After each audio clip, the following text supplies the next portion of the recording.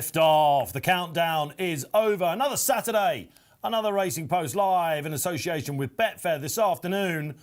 Who's ready for an absolute fest? Yes, 11 races coming your way. Lots said about ITV, of course. A 10-hour stint.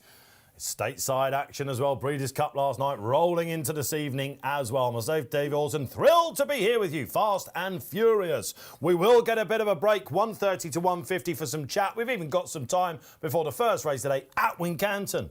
We've got our dual-purpose hats on for the final time in 2022 as well, because it's the November handicap at Donny. That signs off our action here for you this afternoon, 3:13. Fast and furious, like I say, but let us know you're out there. It's live and interactive. Of course, if you're watching on YouTube, that's how you get up in the chat. Early birds catching the worms this morning. Have we caught some of you out? Because, of course, we're now fully in the winter. And perhaps the showpiece of them all on the course, over the national fences we go. Grand Sefton time at Aintree as well. Great to have you with us then this afternoon. Let's get on with proceedings, shall we? If you're watching on Facebook Live, say hello. You can have a chat there as well. And anything on Twitter, hashtag RP Live. Right then, who's with us? Trying to win the coveted trophy, of course. Is it Breeders' Cup? Is it on the flat? Or is it finally now jumping season? You've had your reign, Charlie Poste. Are you happy, man? Still quick, though, isn't it? Newbury wasn't good in the week, was it? No. And at Wincanton today, in contrast to Donny, where it's going to be sloppy stuff, and even at, we think there's plenty of soft on the national course, it's going to be fairly sound surface. Seems that way, yeah. I mean, Wincanton is one of those tracks that it's going to take a hell of a lot of rain to change things around. But, yes, a fast ground horse is there and probably slow ground horse at Aintree, isn't it, today? We start off at the 12:40. The dream is alive. Are you going to go through the card? Anything less and I'll be disappointed. Well, listen, the trophy's there. You've got one man to compete with today. I fancy your chances because Robbie Wilders is sitting in the seat. Oh, yes. Good to be here, mate. Good to have you with us, Rob. I'm on a bit really sure what's going on with your your booking booking me on a bit. Yeah, I'll hang it on my chain because, as you know, I like to wear T-shirts, but they're not conducive with fitting pockets. Conducive, there's a word as well. How are you feeling? How's the good, mate, yeah. Did you put anything up for the November handicap? No, well, sort of. Oh, yeah, I did, actually. Should I? Now? Please. I think Metier is going to run a big race. And he will be the dual-purpose link there for us, of course, yeah. Harry Fry. And Paul Keels has put it up in his Sizzlers today as well. Oh, yeah, no, I saw that, yeah. So we'll be giving a nod to all the premium content. You're pressing the buttons for Betfair today? Yep, I'm getting the hang of it, I think. Well, we'll talk afterwards. Don't speak too soon. But. Yeah, and you've got two machines there. You've got your own machine. And we should say, for people that wonder on the last week's show, mouses. It's not like you're on Tinder or something. You are actually using your phone just as well, like to address something. Someone commented on YouTube saying, why is the fella on his phone a lot? I'm putting bets on Tinder. I'm not on Tinder. Well, let's have that on the record, yeah? He's not like you and WhatsApping it's all the It's all serious stuff. There is a professional under this T-shirt, so... Yeah, all right. Well, I was about to say under this roof. Let's go to the professional, shall we? He's in Dublin. The big hitter is back with us. Barry Orr, what an afternoon ahead. Yeah, it's cracking. It's afternoon and evening, Dave. A lot to get through. Obviously, we stateside for the Breeders' Cup as well, and some great offers on the Betfair Sportsbook this weekend. The Bet 10, Get 10 multiple offer is available as well, which we're going to avail of. Bet 10 on horse racing multiples on the Sportsbook and get a free £10 bet on horse racing multiples for today, Saturday. So some great racing to take in. I tell you what, you were deputised by the drone pilot himself. He's really making a name for himself now, Mark Karolski, as well. You're going to be on track quite a bit. And he had I'll tell you what, the multi was seriously on the move last week. Mark was knocking them in left, right and centre. We're having good fun with it. And I think people were genuinely enjoying the way he was looking at the racing. And obviously when they go in at big prizes, it does help. Some drifters were going in. You're not going for a lucky 15 today, though. You're back on the each-way double, which nearly copped on your previous appearance. Yeah, our first leg won, our second leg let us down. Last day we did the each-way double, but we're going to look at do it the same again today. Please, Robbie, I believe you're putting on. So they're both in Doncaster. I had picked out a lucky 15 day, but there was non-runners in in two of the races, and it brought the each-way terms down to 2. So I chinned the lucky 15, and we're just going to do an each-way double. We're going to do a $5 each-way double. So if this bet loses, we get a £10 free bet anyway. So it's really a bet to nothing. Mellow Yellow in the 130, the Phillies race for the Queen. Or the King, excuse me, I think will go well. And I fancy Nathaniel Green. It's 6 places on the Betfair Sportsbook in the November handicap at 3:13. That's the second leg of the double. In the first leg at 1:30, it's 4 places in Mellow Yellow's race. So availing of additional places on the Betfair Sportsbook, 4 and 6 places respectively there. Mellow Yellow and Nat Green. 5 each way double. There you go. Pays a monkey if it comes back. All right. So if you're new to the show, as we say every week, Barry is basically playing a trade in every race. And Barry, it's now November. The Injured Jockeys Fund, I think, thanks to you and Mark, had a great October. Where are we looking in November? Well, November has to be Movember, doesn't it? Really, I'm doing my bit. A little contribution wouldn't go amiss. So fingers crossed we get a few quid this month, for it is the month of Movember. Absolutely. Okay, so you listen, if you don't know what that is, it's basically, I mean... Do you reckon we should do a poll? Does Barry look better with the beard or without the beard? Well, I'll tell you I mean, what. one for the guys, maybe. But wait till I actually grow the beard. At this stage, it's just I'm a bit looking of forward stubble. to it, mate, yeah. No, we I like what to I'm see seeing. the journey, don't we? I mean, you do it 365 days a year, of course. Yeah, I just think I look better with it. I think most fellas actually kind of do look better facially. Now, what did you say? What was the comment? I said I'm hunkier with a beard. Here with the beard. I'm more modest. Oh, no, modesty does I not tell you what, become wild. I tell you what, if he was a dessert, he'd eat himself, wouldn't he? Yeah. Dessert. You should never use the H word about yourself. Let others use it. All right, so basically, Barry, you've got a lot of appearances on track coming up as well. I'll tell you what, by the Tingle Creek, man, we could be looking at Tom Hanks and Castaway.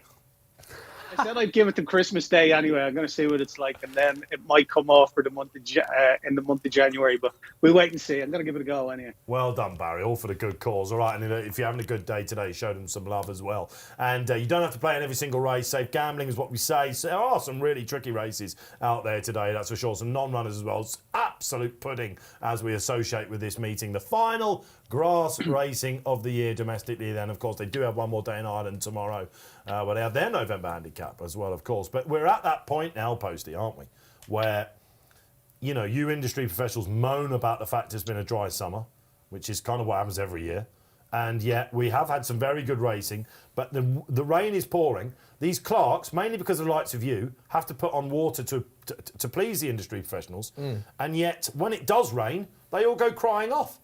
I don't know why you're blaming it on me. I mean, I can come to you're work my here. industry I rep. can come to work here whether it rains or not. I don't need watering. I shared a lift in today, Wilders, with Posty. And he actually left me hanging in the service station I was waiting for him. Unlike the majority of his riding career, he arrived late. I thought he was going to be early. I thought he was going to be a couple of fences early, but no. Let's not get on to what you were saying about the Starbucks staff for any of them watching. Well, it's because I'd spent so much time with them. But we are at that funny point of the year, aren't we? People are still approaching the jump season with not trepidation, but they're waiting for the form to bed down. Of course, next weekend, see the return of the greatest Christmas New Year meeting, I think, is the Open meeting at Cheltenham, 3 days, which we cover here for you on Racing Post Live. And they've not got a cross-country chase there now. It's been replaced by a Vets chase. Could that be the sign of things to come? But what have we made of the jump season so far? We've got a bit of time to talk about it. Well, I don't think it's really ignited, has it? Yeah, Great Man's Game didn't do it for you? That was great, in fairness. But I was massively disappointed by Ahoy Senor. I thought it was really horrible performance. But we've got the Coral Gold Cup, which is the meeting of, old NSC. But I think we can now... Isn't it funny how Twitter, racing Twitter, like us, has really struggled to get the name of this race? It's probably because they've got, the Coral Cup. Betfair Trophy, no? Well, not that anymore. No, it's you company man, of course you are. Don't you? You'll have your chance. Don't worry. Yeah. There's a lot of them coming up. But it's... we're looking down. Robbie's done his anti-post pieces for it now. Traditionally, the Charlie Hall, you mentioned Ahoy Senor, that looks like it's his big target. But if you haven't had a prep run by now for that, you're sort of running out of time. We've got a Potemps qualifier, of course, at Aintree today over hurdles. We've got Garrico Rock going in that. Remastered. Would he have won the race last year if he hadn't spilt? We're just watching a lot of horses running over hurdles with prep runs. Oscar Elite last week. It's just a weird time, isn't it? Well, like I said, I just don't think it's really ignited. What if you made it down Raw, for example? That was a bit underwhelming, that card yesterday, wasn't it? Yeah, it was, yeah. I mean, those were a lot of non-events, weren't there? There's no prices about these horses, Pied Piper's main rivals. But, I mean, before long, they're not going to have excuses, are they? Because we are getting rain and people are going to have to front up. I mean, obviously the entries came out for the Betfair Chase, didn't they? Which were disappointing. 6 runners. Yeah, let's switch that to you, Barry. I saw you chatted to us about these 6 runners for the Betfair Chase. Were you disappointed?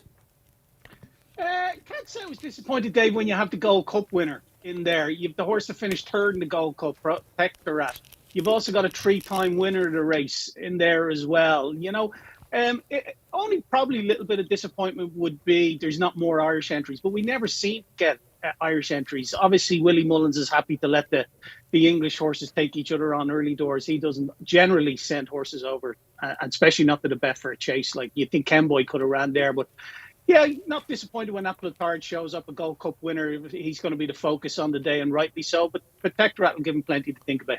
Yeah, Royal Pagayan is in there again, isn't he? I think It's a shame there's no second season novices in there. Yeah, I mean, I don't mean that's what's disappointing missing. with the quality. I just mean like 6 entries in an early closing race. Because I mean, it'd be fine if all 6 turn up. It's very close to the Newbury meeting as well, isn't it? And these second season chasers, often unexposed mark, get to have a decent this is handicap. our last chance at a handicap, really. Yeah, so I get and it. it's a catch-22 for a sponsor, isn't it? Because if you don't have Applitard, you've probably got a bigger field, right? So it's one of those. But there was an interesting thing I saw on social media about the decline in 150-plus rated horses in Britain. It was actually 151, wasn't it? 151, There must be a lot of 150 yeah, horses. it must be. Yeah. But I mean, that is quite an interesting. Because it is a worrying decline, isn't it? Well, was it? I think, when we think that the Mullins Yard has nearly 40 of them in their stable, it's a telling tale, isn't it? But look, we've got some cracking racing for you today. I'm very excited about it. We've got some old favourites. Of course, we talk about how small fields and things like this. We've got the Elite Hurdle at 3 o'clock or whatever it is at Wincanton. Better as a limited handicap. Oh,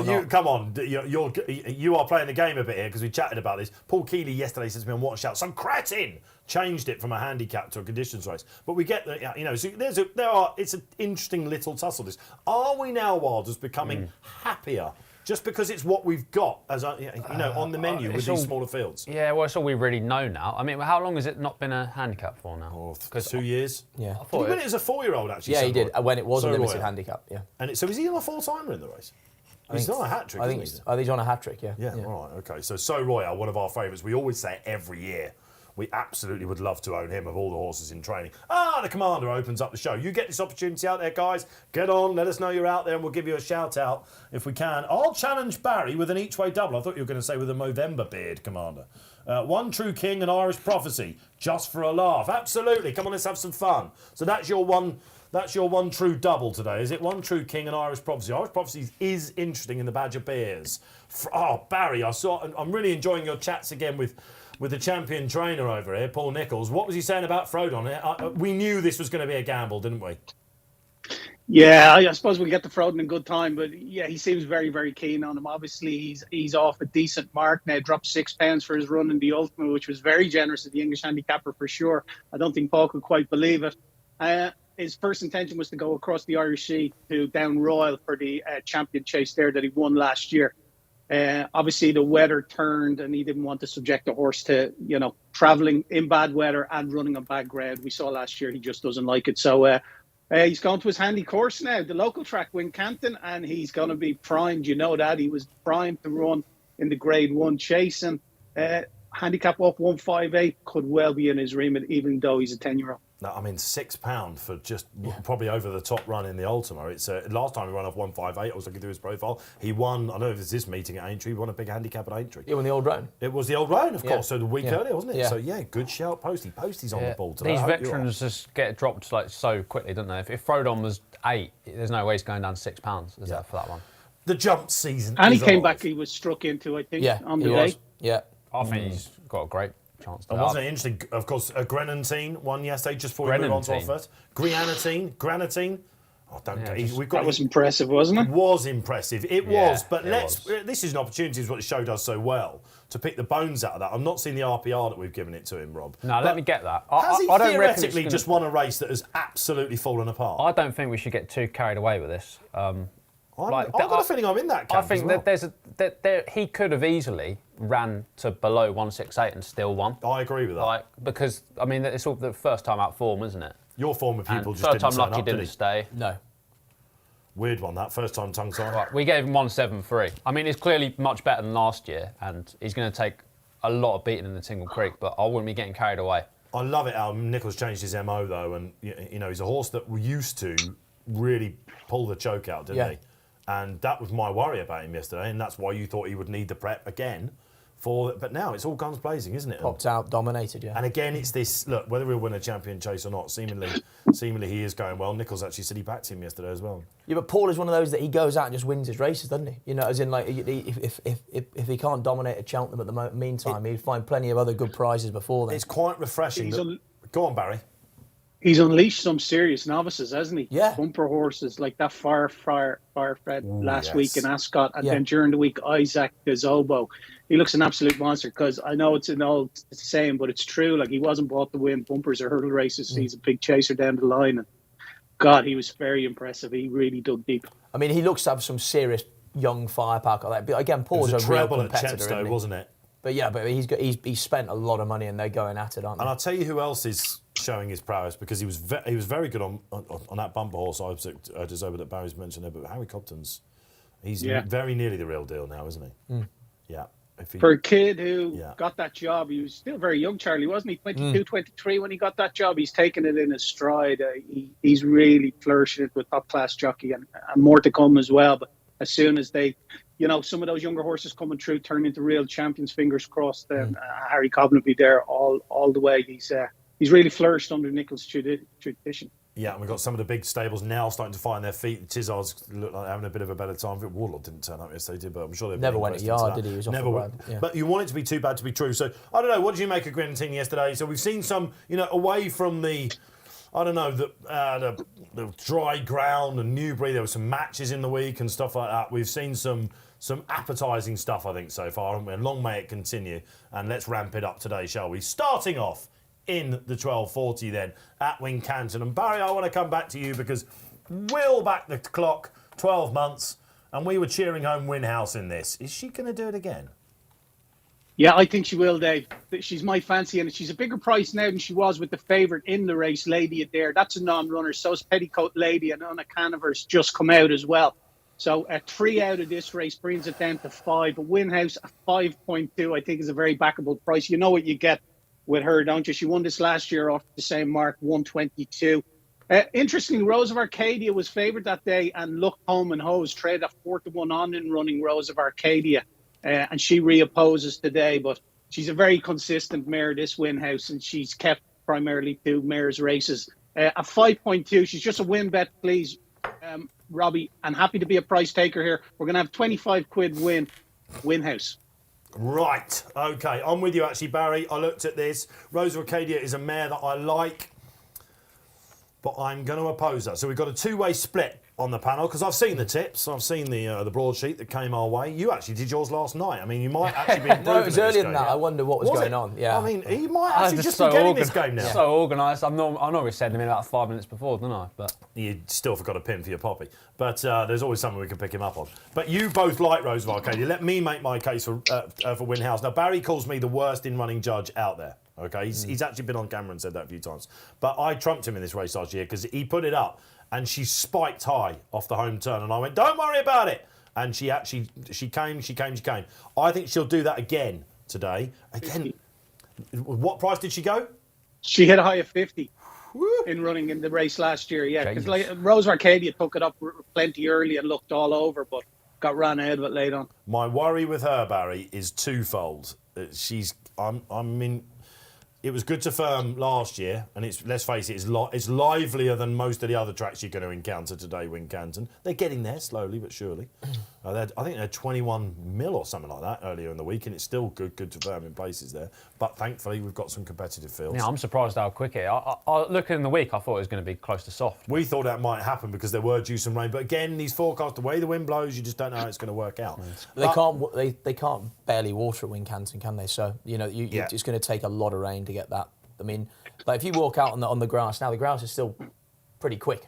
Yeah. It's only tracks that have been watered that are really receptive. Underfoot it is, unless you're having an absolute deluge the night before. Yeah, you like you're walking your dogs or play football or anything like that. Absolutely, it's the same at Wincanton, and they can't win. She's off the same mark for me. I think Kingy will have a sharp. He's got his horses going well, hasn't he? And I'll be happy with this. But I think she will spike again. So whether she's one for you in running, I don't know. Maybe just watch her now. You do like the Tizzard mare, and you like the Tizzard mare as well. Posty, give us a case. Just like she was 2-3 in this last year. Like she was 170 gram point-to-point purchase.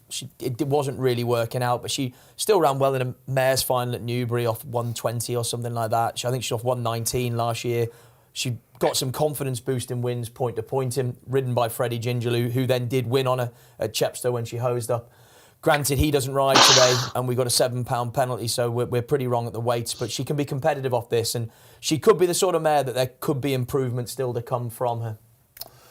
Rob? Yeah, I completely agree. Just settling a bit better. Always had quite a bit of potential, but I just think like the point-to-point win has got a confidence. Well, Sheveley Park have given up on her.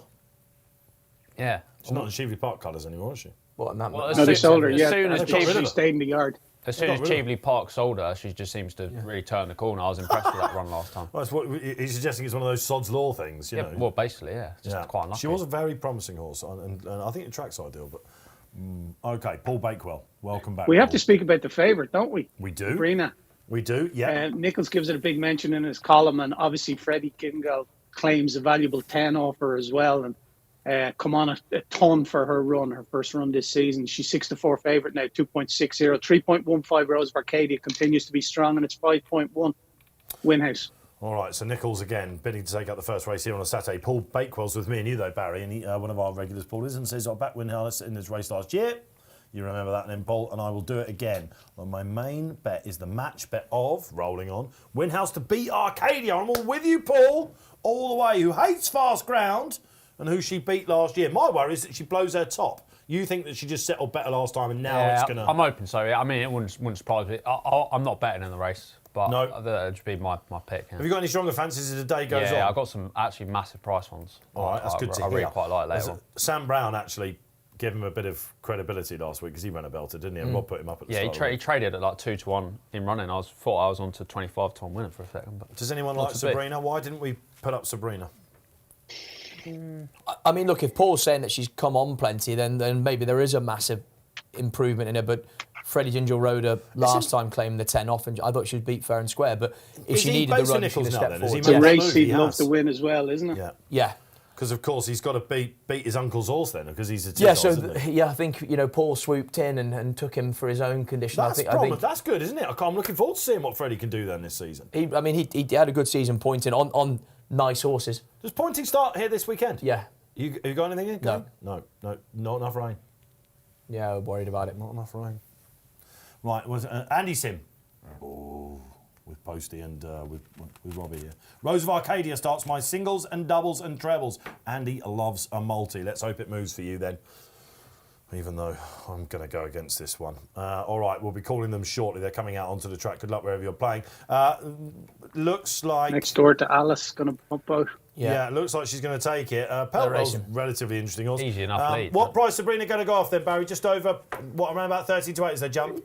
Yeah, red 13 day, 2.70. Betfair SP 2.62, 2.89 Rose of Arcadia and 6 bar. Let's keep an eye on that in the run then, guys. Good luck whichever way you play in the 12:40 then. Nice and early doors here then. And a depleted field, you might think. And I'll tell you what, a rain-splattered camera as well. Come a little bit too late, though, if you want a horse that wants a little bit of easy ground there. As going on, it is next door to Alice and has poached a little bit of a lead. But I'm pretty sure if we saw the clock, it wouldn't even be on 30 miles an hour. They're just dawdling, really. Peltwell in second. Winhouse is there. 35, Dave, surely. Yeah, well... 35 miles an hour. Maybe. I don't know. It's hard to tell. We've got a split screen again. We're watching on RTV, which is helpful. The main thing to say here, guys, you'll be very happy with the way yours have been put to sleep. Yeah, she's relaxed into a lovely rhythm, hasn't she? Brendan Powell dropped her in last, and yeah, she's dropped the bridle and is popping away well. Sabrina just wrapped through the top bar of that hurdle. We'll keep an eye on this, Barry, in the run, because I guess one of the reasons why we're taking on Rose of Arcadia is because she usually does far too much too early in her races, and the market will be alive to that as well. She's settled nicely. Yeah, but she's out to 2.84 on the exchange in running. Rose of Arcadia's into 2.64. Sabrina just out to nearly 2-1 after making a little bit of an error early on. 5.2 Winhouse. Nothing really to report. They're only walking, aren't they? Just exactly that. They're just walking. We pop up to Doncaster for the first enlisted sprint coming up at 12:50, guys, by the way. Let us know your selections for that. We'll try and give you a shout out as we go along. Winhouse a fraction keen at the moment. That's fair. Do you know what? We know this mare well, as we've said pre-race. She's looking like she doesn't always go that well early, to be honest, even though in the slower paces. You're desperate to get this beat. Tom Cannon keeps bringing his hands off her neck, trying to take her back. She's over racing. Technical analysis that we're going to get this afternoon. I'll say something. Look at his hands. Look, got the screen back. She's perfectly fine. What you want about, man? You're just trying to wind me up already. No. I mean, look at his heels as well. Look, it dropped right in. She's tanking through the. You can see Enzo's commentating on course. He's the greediest man in racing. Enzo, he was down at Exeter yesterday calling that meeting. He's probably on a bit of a West Country trip, I would imagine. Why is he fences? I tell you, massive expenses. Peltwell's going on the inside, but Peltwell's a horse that brought up a 6-timer, wasn't the she? Milkwood colours. Neil Mulholland. Neil Mulholland's got a great chance later, I think, in the Badger Beers, by the way. Okay, over And we the go elite then. hurdle. It's going to turn into a sprint, isn't it? Yeah. Looks that very way, much which so. I think we're quite happy with, Barry, although we know that she can hit a bit of a flat spot win house, but we're perfectly placed, aren't we? Yeah, I'd like to see Dustin go a little better clip than this because she does stay, Dave, and that's what she did last year. She outstayed the favourite, who's just creeping a little closer now. But 6 to 4 Rose of Arcadia, 3.1 Sabrina, and 4.9 Winhouse. The one in front is the one they don't want in running. It's 12.5 next door to Alice. Which tells a tale because we know they love a front runner.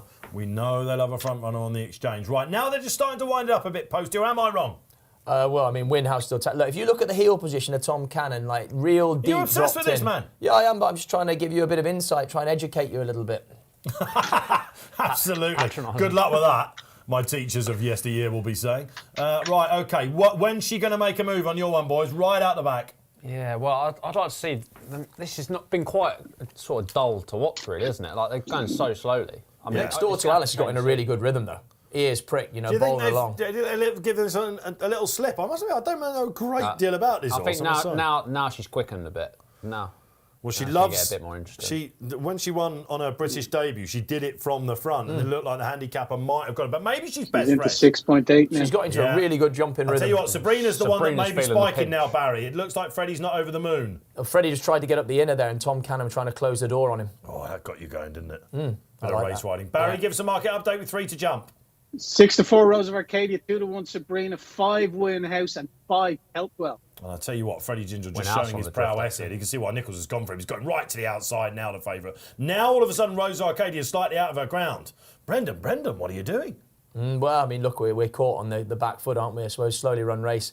Last place you want to be is dropped in. Freddie Ginger Yeah, had it's to a pull sprint. wide. Yeah. He's on and off the bridle. He tried to get up Tom Cannon's inner. He shut the door. It's a fascinating Peltwell's course got a good Wincanton. split. Peltwell's got a Helpwell good getting a split. solo Yeah. up the inside there, yeah. Yeah, okay, Sam Tristan Davis, big Dave him, of course, on last year's Rocco, trying to repeat the Badger Beers. But we see changing fortunes, don't we? I'll tell you what, yours is absolutely stuffed, boys, isn't it? Yeah. All the way Yeah, out it's to done. 40s, I think. But just badly placed. She's going to stay on, but I think gone. Come on, Sabrina Rose. not looking good. Come on then, Barry. Could we open the card? Now, I think the front runner's gone. Will she do a lot in front? Tom Cannon, what are we thinking? Peltwell to beat Sabrina to stay I think out. Sabrina might get this. Good jump. Yeah, Sabrina might be coming. She's gone fairly big, I would imagine, Sabrina, isn't she? And the front runner's coming back. Oh no, she's into odds on. Okay, Five all to right. 2 This on looks like a Sabrina mass. now, yeah. Yeah, I think Winhouse has found Next herself door in to front Alice a is bit too staying on soon. again. It's quite Yeah. tough though, Winhouse. Look at Freddie Ginger. This Oh, is a look big at the winner for wing. him. She's Looking just at the wing. wondering a little bit. This is going to be a good old finish, this. None of them are totally out of it, apart from Rose Arcadia. Wind of out. I'll tell you what, she's coming all the way Pull your stand stick through. side. Pull your stick through. She's just got a little bit too much toe for Winhouse. Pull your Let's stick have a through. look what's going on here. Pull Oh your my stick lord through. of all. Hey! Absolute scenes in the studio. What were you watching? That happened. I was watching Freddie Ginger go into the car Yeah, park. pull your stick through. You think he's had a shocker? Well, he's a young rider, isn't he? You've got to learn. You're going to learn, but he's going to watch that back and think I should have pulled my stick through to my left hand. Barry, lightning has struck twice. The Movember is on the move. At a low of 103 for 1,200 quid, your runner-up. 103, 33 to 1 on. Your winner traded at a high of 50 in this race last year, Dave. Only a high of 18.5 this time round. I thought it might have traded a little bit higher than that. Yeah. But, Freddie looking back, he should have pulled his whip through. He should have straightened up. And Look you at the know last the winner stays well, doesn't he? But it did turn into a bit of a sprint. I thought we were cooked here, and because she's got a toe to run on the flat, this horse, hasn't she? And but he's gone all the way wide, and he hasn't done. He's just not corrected her, and it's cost her half a length. Yeah, I mean, Maybe more. He's a £10 claimer. It's a learning curve, isn't it? But going to the last, you could see Sabrina looking at the wing on her left-hand side. He's got his stick in his right hand. She's jinking that way. You'd like to see him then land and put it straight through. But like I say, that's why he claims 10, which is a very useful weight allowance. But yeah, it's just going to be something that, I shouldn't imagine he'll do again. We're off and running.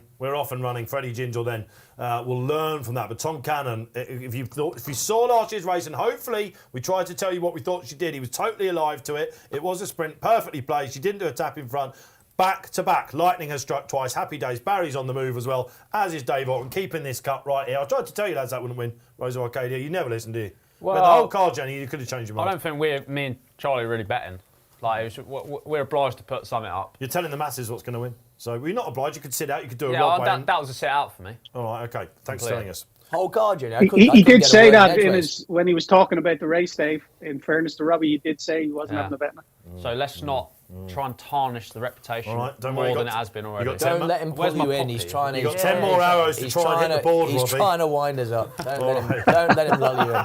All right, okay, let's go to Doncaster, shall we? Let's get some more flat action in for the final time. Of course, it's Breeders' Cup. Let us know. I've seen some chat about why you're not doing the Breeders' Cup, guys. Listen, it's a great show, and I love the fact that the Classic's at 9:40 tonight, by the way. How sociable. Very kind of them, isn't it? It's often about 11, half 11, isn't it? Yeah. Can be later, man. Yeah. But we've got a horse here, Barry, who's heading the market. If it had gone a little bit better for him, this Art Power is talented enough to run at a Breeders' Cup. Here he is.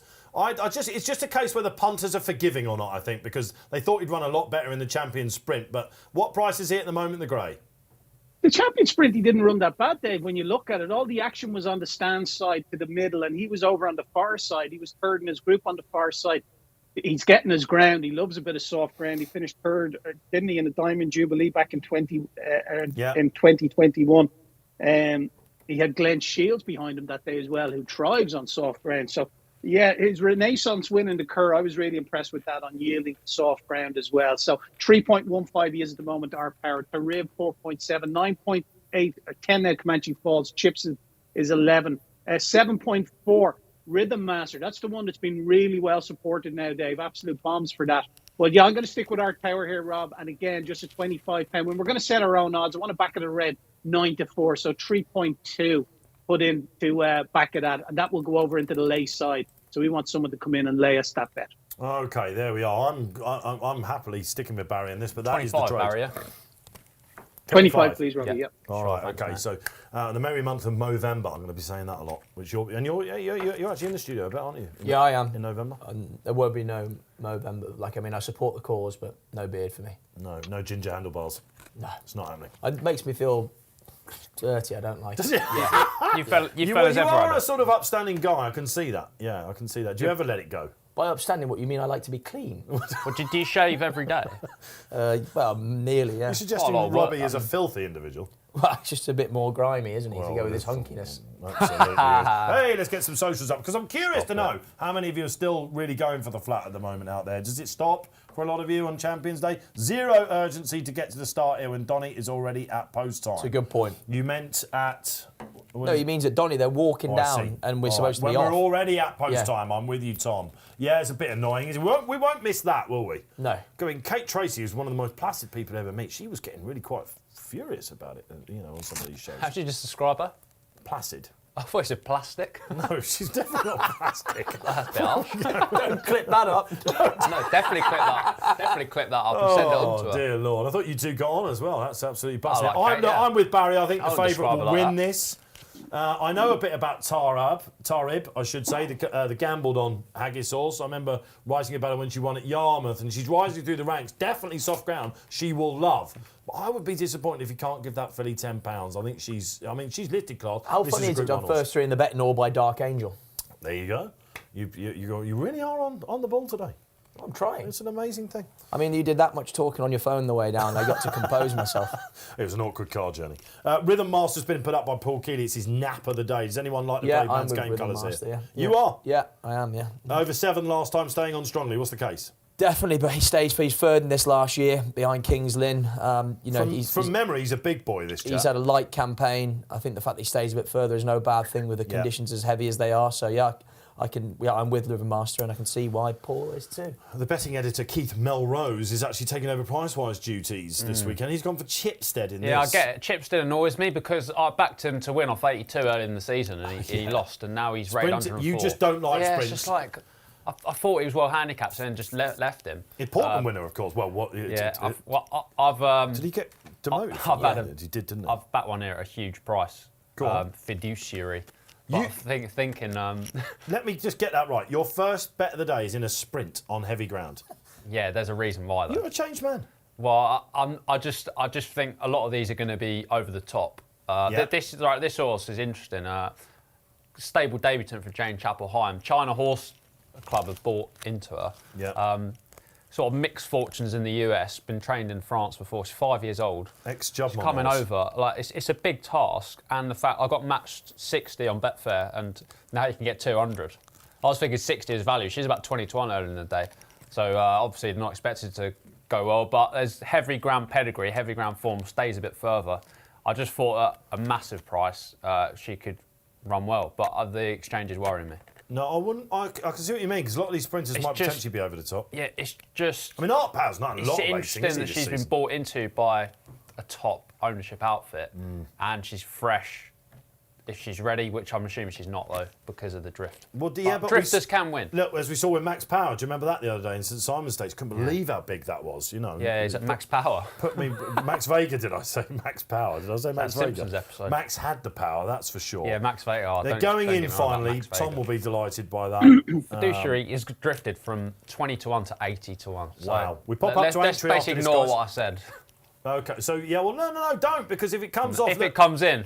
Don't do a Markarowski. He was gonna press the buy button, wasn't he? And he's going to regret it for the rest of his career. I've done it, yeah, but I will be slightly annoyed that I've got 60 when I could have got 190. We've got Aintree coming up after this. Love to pop up to there. We saw a couple of races earlier on in the studio before we came in. Does look like there's a bit of soft ground around there. And then, will it be fabulous, of course, in the Rising Stars Novice Chase? Well, I love the Rising Stars Novice Chase. Do you? I love it as a race, yeah. Why? I just have got this associate. I remember when I first got into racing, I used to Got to be one of the worst. Great. Yeah, I don't even know how it still is a grade Some 2. very good horses have won that. You watch your mouth out. I looked through the past winners the last 10 years. Tell me a good horse amongst them. Hoblonder's Oboe. I will find one. 140 rated. I will find one. Okay, do it. Frodon, for example. Right, okay, off we go. There's a bit of argy-bargy at the start, and that involved Out of Power, which means, God, he must have spiked right out. In fact, he's nearly gone to 4 to 1. Tarib into favourite then. Okay, right on the far side, Marshall Dan. Lovely animal, but is he up to this? And again, this will tell us, Art Power's right last, Barry. What's he going after 2 furlongs? Yeah, what's Stone Cold last, out to 6.8 now. Tarib's your favourite at 3.05, and First Response at 5.4 goes well. He got a massive knock from Jim Crowley coming out at the gates, but he's hooked onto Tarib. She's also got plenty to do. Let's have a look for Rhythm Master. You must be getting excited now, Posty. I'm keeping cool. Yeah, but we're bang there in a good posse. Fast Response, who's been keeping busy, really travelling into it late. I think the pace will collapse here, guys. Volatile analyst, Comanche Falls finding it too deep. Look at Fast Response. Now Art Power is coming, and he's going to try and deny Jim Crowley a run on the rail. But the favourite sits there. Tarib might be getting this, guys. Marshall Dan's on an absolute blinder down the middle. Look at Fast Response. My Lord, the response was active. And this horse is on an absolute roll. Got first run, stays there. Tarib going to run into second. Art Power after that bump. Finishing never tired. Going. Oh, it's sloppy stuff, isn't it? Will they come stand side in the November handicap at 3.13? Fast Response, well done if you went for Clifford Lee and Carl Burke. We saw him winning at the Doncaster meeting, wasn't it? When Auguste Rodin won at a big race there. He's since finished behind Tarib. It just shows you these sprinters, they can get back out and do it, can't they? Barry, Top 3-year-old. That travelled strongly all the way. When did they know Art Power was a goner? After a furlong? Art Power, yeah, never got into the race at all. Very disappointing for his supporters. Obviously, a bit of an argy-bargy at the start, dropped right out. He tracked Tarib, but the winners travelled really well. And when he's pushed the button, he's just went away in that ground. He's done it very nicely indeed. Better the high of 20 on the Betfair Exchange just for small money. More around 19 and 18. Betfair SP of 11.5, although we're 2 non-runners there. But yeah, nice performance on ground that looks real attritional. Oh, that's really annoyed me. Our Fast Response was my second choice. It's the only horse that's run on heavy ground before. But just that run last time I was put off by. It does, because you think that's it, they've gone to the well. Yeah, and all then that sort of stuff. done that, like sprints, mate. And the other thing is his last chance to run on turf, isn't it, for a lot of these horses? Yeah, so exactly. Tricky race, but well done, Fiduciary, Nick Bradley. Another great year for him. Yeah. Fiduciary is... not finished yet. Okay, we'll delete that one from the annals. I don't think they can do that in the show, by the way. It's always going to be out there. It's there. Annoying for Robbie. Right, let's move on. Aintree comes and joins us. Look at this race time, for goodness sake. 101, yeah. I'll tell you what, this should be a Betfair sponsored race because it's 101 Aintree, Barry, coming up. 101 Aintree, yes, very good day. Milan Bridge, 3.8 at 6 Flight Deck. Johnson's Blue is 5.5. 8.6, Garrett called Rockgate. 8 Aston Lad, 9. But there's only one horse in double figures, and that's Dacia Abba. Everything else is single figures. So I'll give you an indication of how competitive it is. Lisnagar Oscar, a non-runner, so brings it down from the dead 8 to just the 7 for each way backers. Watch out there, although it is still 3 places on the Betfair 3-place market. That doesn't change. But I like Johnson's Blue in it. Won a decent Cartmel handicap, 10 lengths last time out over 2 mile 6. This is his first time at 3 mile on the ground. He broke his maiden at Hexham in March on good to soft over 2.5 miles. There's 3 other wins at Hexham. So, this is a massive step up in class and a massive step up in trip for him. But I think he could take both. He's rated 120 now. 5.7. We're going to be a price taker here as well, please, Robbie. And we're going to have 25 quid win at 5.7. Yeah, 25. Done. Yes, please. For the Walfords, he's getting weight from everything, this chap. They've obviously given him a break after Cartmel. It's not like I'm assuming all this was been well with Oz. They must think he's going to be all right on some winter ground. And I guess the one thing you've got on your favour here, Barry, and I must admit, I looked at this Oz thinking, am I going to put him up? Because he's probably the one true hurdler in the race. Yeah, exactly. Yeah, and he's by Westerner. I don't think he'll have any issue with the ground whatsoever. Like I said, he's won on soft ground. It was a bad day when he won up in Sedgefield, I think it was one of the days, or Hexham. It was a bad day when he won. The ground had got progressively deteriorated by the time his race was ran. So, yeah, I think he'll go on it. Like, he's an improving young horse, 5-year-old. Off 120, I think he should run a big race. All right, the big hits are already off on the mark today in the first at Wincanton. Bidding to follow up with Johnson's Blue. Looks like the buzzer in the market. Darren Walker, Milan Bridge, nap of the day for me. Again, another one that will switch its attention, you would imagine, to fences sooner or later. And I guess with the marker 126, if he's an embryonic, they must have been very tempted to exploit that. The fact they're sitting here with Tom Buckley taking through another good rider that Nichols got under his wing. Yeah. Go on. What did he say? Yeah, no, he wanted to run him in a chase, but he couldn't find anything in the next 2 weeks, and he's in such good form at home that their hand was forced to run in this race. So we think we might be on the right fav. Good luck with that, Darren. We're not covering the Breeders' Cup tonight, guys. By the way, my advice with that is go to Sky and check out the NBC channel or whatever. It's absolutely great stuff. That American. Does Flightline win at 9:40? Let us know about that. Greatest horse in the world. We shall find out. His works haven't been pleasing everyone. Why is he not shorter than like 1 to 2? We'll get to that because we've got to get to the 101. Yeah, no, we do, yeah. All right. So, another time. Thank you. Another time. Actually, later on we could do that. Yeah. What do you like here then, Robbie? You'll take the floor. I'll play Lisbon and Oscar, but he's not running. So this is another stay-out race? This is another, yes, it has to be. But the thing with Potemps qualifiers is I know Lisbon Goal was top weight, but generally, as a rule of thumb, you don't really want horses rated too high that don't need to move up the handicap to get into the final. Yeah, it's top 4, of course, qualify for the final. For that, partly for that reason, Milan Bridge and Johnson's Blue are interesting me. Yeah, all right. But nah, sit it out. You just don't know how ready these horses are going to be. We've seen Lightning strike twice already at Wincanton. Remastered very nearly won this last year. You've gone in for the 9-year-old. Yeah, he won off a £1 high. Well, he was third off a £1 higher mark. Just beat over a length last year. I think I was here when that race was ran. He's had wind surgery again, and I just think he's a thorough stayer. You know, I mean, the time of the first was 14 seconds slower than standard. So I've got great memory, you know. It's one of my strengths. And I remember Barry put up Remastered in the race last year. So you got great. Yeah, I did. Yeah. So you got great memory, mate. You don't seem to remember that me and Nat never worked together. Well, that was part of the show. It was part of the fun last week, to be honest. He's holding on to this. I can also remember very good winners of the Rising Stars Novice Chase. I'm going to take you to task about that in Wincanton in the next. Johnson's Blue looks like he's going to jump out and try to make goal here. Johnson's, yeah, get him at it. Now, if you think that at least 3 in the horses here, Remastered, Gerrico Rock, Ashtown Lad even, Dacia Abba, Milan Bridge, they've all got chases in mind, especially Gerrico Rock and Remastered. I mean, the Pipe Yard, actually good to see Dave amongst the winners. He's had a couple of knocks recently. And he's landing some nice winner of the first. Yeah, right, okay. Yes, of course. In these colours? In the, Caroline Tisdale colours. That's it. Man at Work. That's it. In the, of course. But Gerrico Rock is Keith Melrose price-wise selection for the Coral Gold Cup, so watch him. Remastered, you've got to think they want to go back to that after what happened to him 4 out last year. They got some business there, haven't they? Never quite got over that. I thought Flight Deck on the same premise as Barry might be the one ready for today for the John Joes, and he don't mind soft ground. Haven't seen him for a long time. He's got a good record fresh. Tricky enough Many races. Adurs win these Pertemps qualifiers in those colours. Are you suggesting that JP never wins a qualifier? You might be right. Qualifier for a reason, aren't they? I suppose so. But yeah, I mean, it is more advantageous long term Moxie on to 136. fifth or sixth, isn't it? You're gonna just get No, in, first aren't you? four now. Only first four. First four Is only. that Charles? I'm glad that I do apologise. I'm glad that you've slipped up on a banana I do skin. apologise. I didn't know 'Cause that. we need to We educate didn't do people. a story on that or anything, did we? We did do a story on it, yeah. Did It we? I was must have buried been on in the annual flat leave. season. If I'm on annual leave, like, you can't blame me, can you? Okay, well, it was buried in the flat season. I know that you only could concentrate on one thing at a time. And let's do that here at the 101 at Aintree, the Gub race, we'll call it, shall we? Because Johnson's Blue is in front. Barry and his followers will be happy with that, I think. Looks absolutely full of himself. Back up for 1-1-2 daybreak for the Wolfords, who had a winner in the week. Remastered, lovely horses. I really hope he gets a decent pot. It was so unlucky what happened to him. What do you want? It was Vintage Clouds and Charlie Deutsch. I'm not going to. He was. A lot of people said that he would have won. Was it not Cloudy Dream? Cloudy Dream, sorry. Was it? Did I say Vintage Clouds? Yeah. Oh, I said all these cloudy and vintage and dreams. I just got one back in for Wilders. You did, there, well done. yeah, It's a Hemmings horse, that's for sure.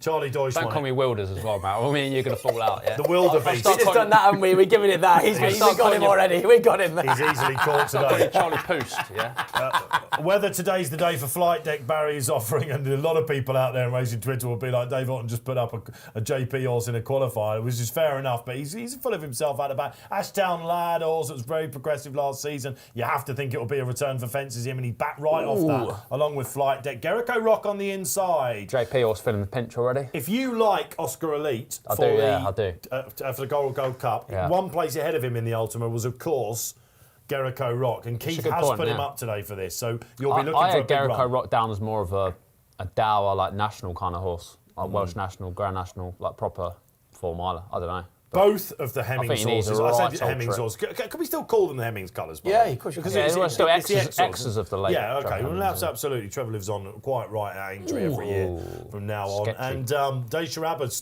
I tell you what, he's often sort of Welsh national Sandown slop horse, isn't he? But he could just go. In fact, did he? He ran well in this. He was He second did, didn't last he? year. Yeah. So yeah. we've got the second and the third. Your Yeah. memory's not so bad either. Yeah, Gerico Rock there just made a sloppy mistake, landed sort of back legs first. And again, this is the worry before we go to Barry, isn't it, with the circuit to go? Because Chase is coming back. We saw it with 300 through 5 last week, didn't we? Yeah. He just didn't respect his hurdles and it caught him out in the end.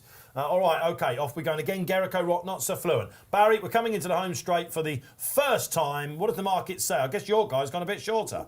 Yeah, likes Milan Bridge. 3.4 is your favourite in running. Johnson Blue's the same price as when he jumped off 5.3. Remastered 6.8. But Milan Bridge is the one they want. Flight Deck, obviously the massive drifter, 8 to 14. Yeah, okay, all right. So he's playing his hand late. He's an interesting horse, Flight Deck. I've backed him No, a but few he's been times. on and off the bridle already throughout. He is that sort of horse that is not an easy ride, I don't think. So John O'Neill Jr. Will have to be at his very best here. But the market suggests I've picked a boo-boo Getting chased away from the hurdle. He lands steep as well. He almost over jumps, lands steep, lands in a bit of a lazy heap, sod. and John Joe O'Neill has to get him straight back up into the bridle every time he lands. They tried to make him into a chase. He fell in his chasing debut, so he just haven't gone back to the well since with that. Gerico Rock continuing to catch my eye, guys, on the inside. Well, you wonder how much Ashdown Lad's got under the bonnet. And again, the Skeletons haven't quite hit the ground running as you expect them to. No, they haven't. I mean, then had a great Saturday last week, didn't they? Nicking two pattern winners, but yeah, it's been a bit in and out so far, really. Was there any inquest into third time lucky yesterday? I'm sure there was, but was it publicly done? Do you know what I mean? Because Dan went in a press warning. Harry reported that he jumped poorly. I just thought he over-raced throughout, and like I say, didn't really find the rhythm. He didn't fence as well as he No, does. and he had a tongue strap on. You'd wonder if he'd be going for a wind up. But Dan at the moment, run to form, racing Post, 26%. Yes, that is low. Yeah. That is low. So, all right, maybe change of a modus operandi, I don't know. All right, but Ashdown Lad not done with yet in this. Is you get the feeling now that Johnson's Blue and Jamie Hamilton are starting to rev it up a little bit. He's got a good chance in the Grand Sefton, actually, Jamie Hamilton. Remastered in second as well.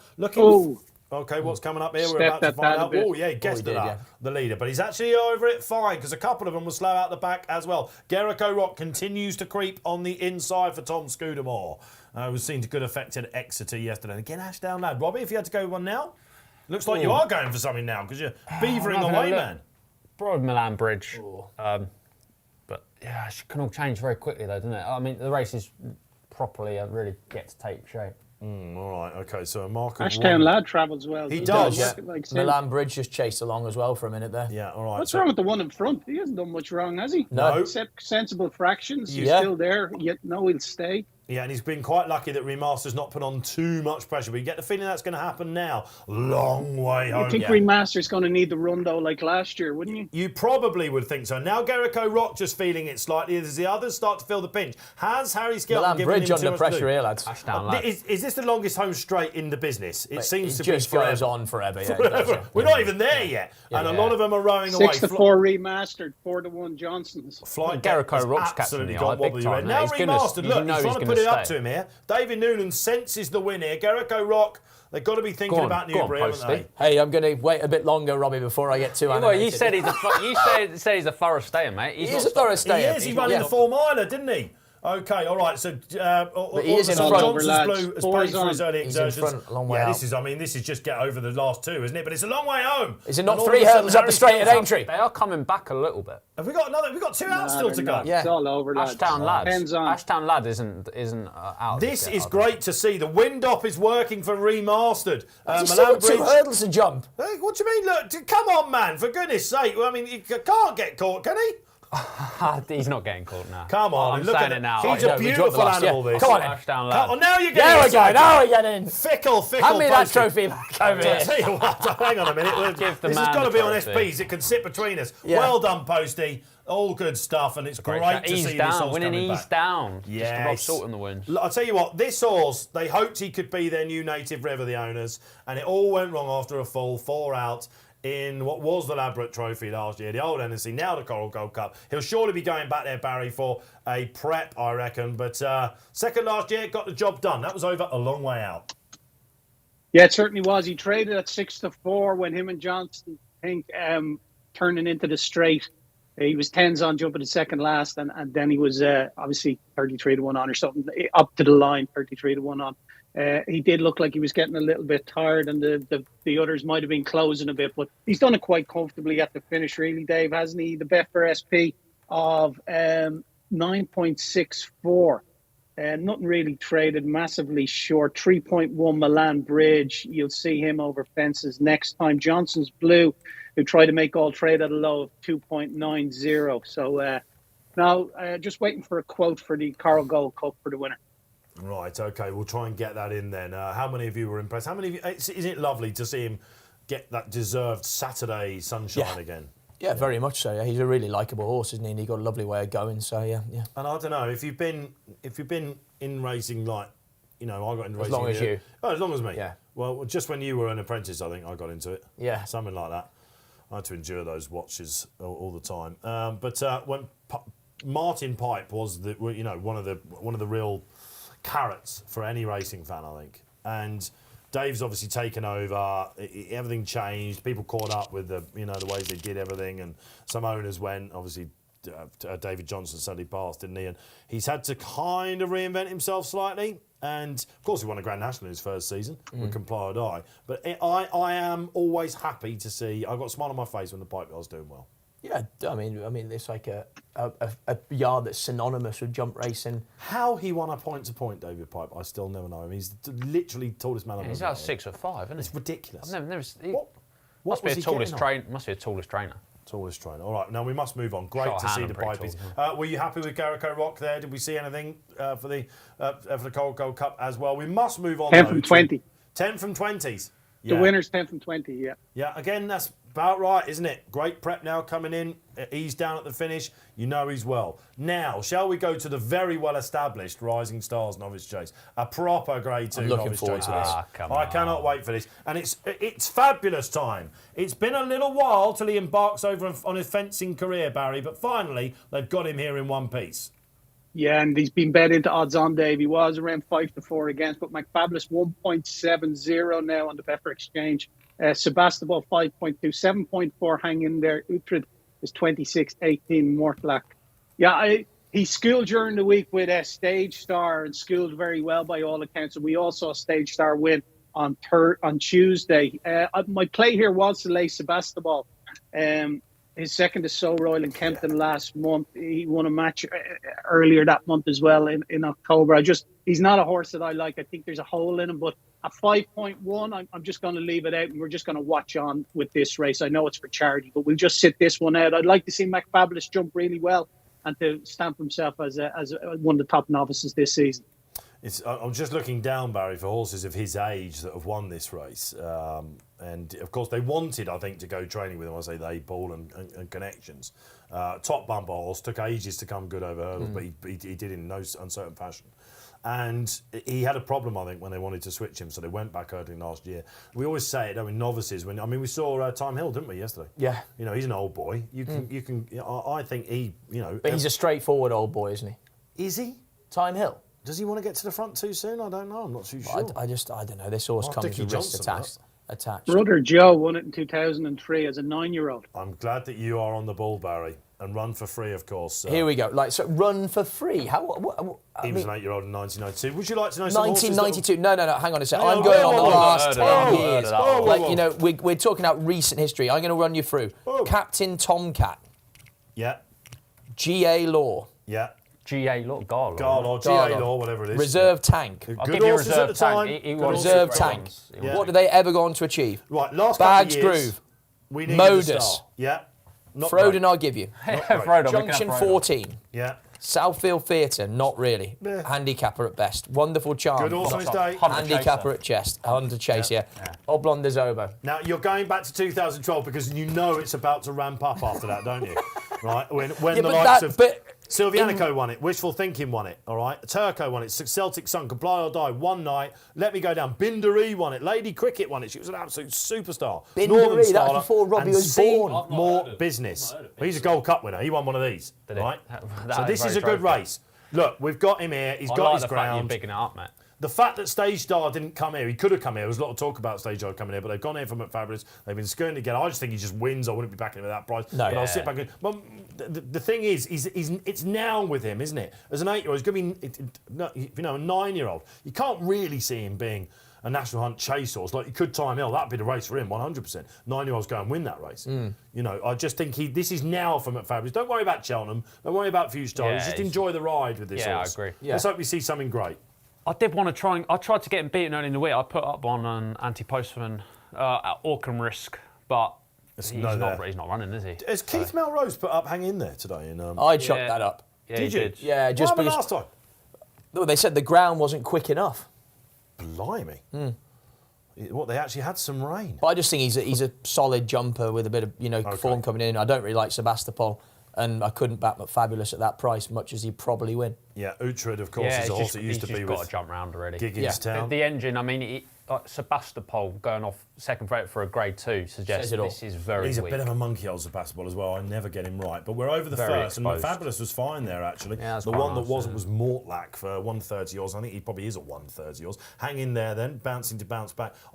Despite the fact they've had rain, it should be quick enough for him today, really. And Tom Bellamy got the inside run there. Again, fine, absolutely fine. Uhtred out the back. Maybe. Are you going to say this over every fence? What, he's fine? Yeah. Well, I mean, you don't know what you're going to get with these horses. This race is all about Well, him. Hang on, is he not fine? He just did a little dance before that one. Barry? I don't like him when Barry gives us spoilers. No, well, he's scares just me. slightly ahead. That's right. But You may get used to it, Robbie. you better get Especially used to next it, buddy. season. A long winter Yeah. ahead. was Okay. a So, whoa. tell you what, so, of those that are jumping thus far, I have to say Sebastopol has been the neatest. But you know what? McFabulous, he's fine. He's been fine. I mean, you look at the penultimate fence, he was like Michael Flatley on his feet, wasn't he? He's switching him around. It was good. I think is the key, Charlie, with something like this, just to get him into a rhythm early. Massively. And he's riding him with a bit of space. He's just going to school him round. Like we said, it's not the greatest race in the world. There's no pressure. He should go and jump well in this. So let's go to the market with you, Barry. You want to see him over a couple of fences. They've seen it now. Does that mean he's hardened up? Yeah, he has hardened. He's into twos on nearly day. 4.1 Sebastopol and 13 bar. Righty-ho. Couldn't really argue that, could you? I mean, the race revolves around his jumping. This great novice chase, which I love. And he seems to be doing it quite well, as things stand. One of the great novice chasers. Quite a few of you had remastered out there in the chat by the looks of it. Well done. And Sebastopol McFabulous reverse forecast, says Andy Sim as well. Lots of places. Yeah, he's always pulled up. Always pulled up. Oh, God. McFabulous. Oh, no. He's put his foot in. That? Something's gone wrong. He took a bad step there, didn't he? Oh, what a shame. So that has massively changed the race. The hot favourite now surely is Sebastopol, who will be thinking at some point, I just need to pop round. But he is a horse that has had a few quirks in the past and wears these visors, etc., for a good reason. Hang in there. I don't know exactly how well he's going, or other Posty. He just sort of jammed on there. He wasn't really on a stride, and he sort of shortened himself up very quickly. We have to hope then that fingers Fabulous crossed, is still yeah. well named after the race. Yeah, fingers crossed, because he's been, very enjoyable servant over the last couple of years. All right, so Mortlack then, Paddy Brennan probably seen that happen and thinking, right, let's see if I can go and win this race myself. We probably are talking about handicappers here, though, guys. I mean, let's make no mistakes about that. But look, it's a great opportunity to get some prize money, 30 grand to the winner. And who's going to take it out? We're on the far side. Then Utrecht, just first run, isn't this, for Dan, I think? Second run for Dan, of course. He pulled up last time out. And Gigginstown horse, one of those consignment horses. He's not really going so far for Bridget Andrews. All right, who is going to take this out, guys? Because Sebastopol, he's now no longer Fav. No, he's not. I mean, he's all of a sudden dropped off slightly. I mean, Mortlock's got into a reasonable rhythm. I can't make up my mind if he's sort of lugging out left, but Paddy seems to keep moving him out and then taking him back. I don't know whether he's doing it to almost put Tom Bellamy off on hang in there a little bit. He's a very consistent horse so far, and of course he was second last time out as Ludlow. He was a beaten favourite there, and going to need to step up on that form. You think? And Paddy has look on the inside. He's done that a few times though, because he keeps moving the horse out to the middle of the track and then taking him back towards the inside. Strange things. Paddy Brennan, of course, one of the most experienced pilots out there. See, he's given him a bump there to hang in there. He seems to keep moving him into him, then taking him back to the inner, like he's protecting the inner in case Stan Shepherd was going to go down his inside. I'm surprised that Sebastopol's not bigger than 4-1 at the moment. Yeah, he wins nothing. What sort of a track is it to ride, Wincanton? Because you always think that fourth last and then they get going, don't they? Is the home straight, is it fairly quick? It's one of those sharp tracks, but they get racing a heck of a long way out. False step there from hanging there, going around the bend. And like you say, they start pouring it on. Then again, there's plenty of galloping to be done, 3 fences to be jumped up the straight. Yeah, Sebastopol absolutely not on a going day whatsoever. He was made very short price favourite, of course. Very disappointing, though. That's So Royale form, isn't it, of course, back over fences. Mortlock is the one. You think so? At the moment, How much weight is he getting? He's levels, isn't he? Yeah. So the handicapper suggests that Hang In There should be winning this by around about 10 lengths. So let's find out. They're really racing for it now. He's sound surface still, Rob, isn't it? Yeah. That's all over now. Yeah, he's getting to it now. Poste's gone a quick double. This is going to be annoying. Over he goes, and is that 2 out? 3 out. 3 out. Thank God you're here. Here we come to 2 out. Pick him now, is it? Is this over? He's fighting back. Hang on. This is Paddy Brennan, lads. He never lies down, does he? Loves this sort of race. Over they go. Both jumped it really well. 2 out. What's the market saying? Hang in there. They still Hang in there, still favourite. I don't think he's a strong stayer hang in there, isn't he? Yeah, Pasty Park colours, of course. Count for plenty, lads. And he's just... I tell you what, he Yeah. nearly lost his back legs coming over there, but Tom Bellamy was decent on him, and he's just Quite a good little grinded it scrapper. out. Look at that. Filthy behaviour from the postman. Over it goes then. He's delivered again. Only one postman, mate. Well, yeah, he's still got 2 only stripes on that one, boy. But, OK, not too bad. Mortlag finished it in a second. Barry, that was eventful, wasn't it? We were fingers crossed it went fabulous, of course. Yeah, I don't think he went wrong, but obviously Harry Cobden wasn't taking any chances and pulled them up, whatever feeling he got. Hard to believe, but Sebastopol traded at a low of 1.35, so nearly 3-1 on in running.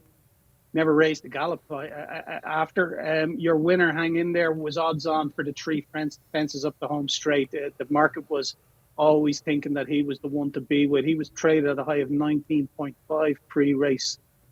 Your winner, Hang In There. Your runner-up, Mortlock, at a Betfair SP of 18.5 and trade at a low of even money in running. Thanks, Barry. OK, so well done. Got back on track. Always forgive a horse a bad run.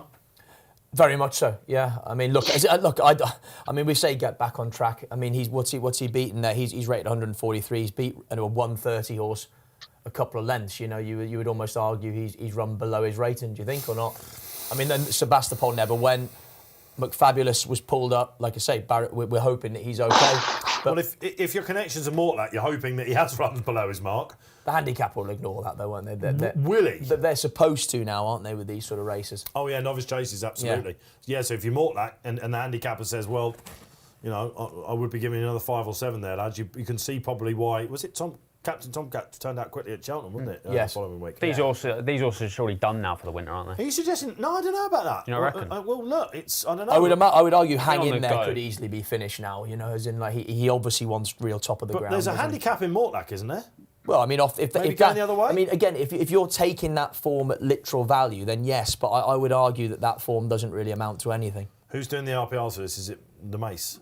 Steve Mason? Yeah, he dominates the jump scene, doesn't he?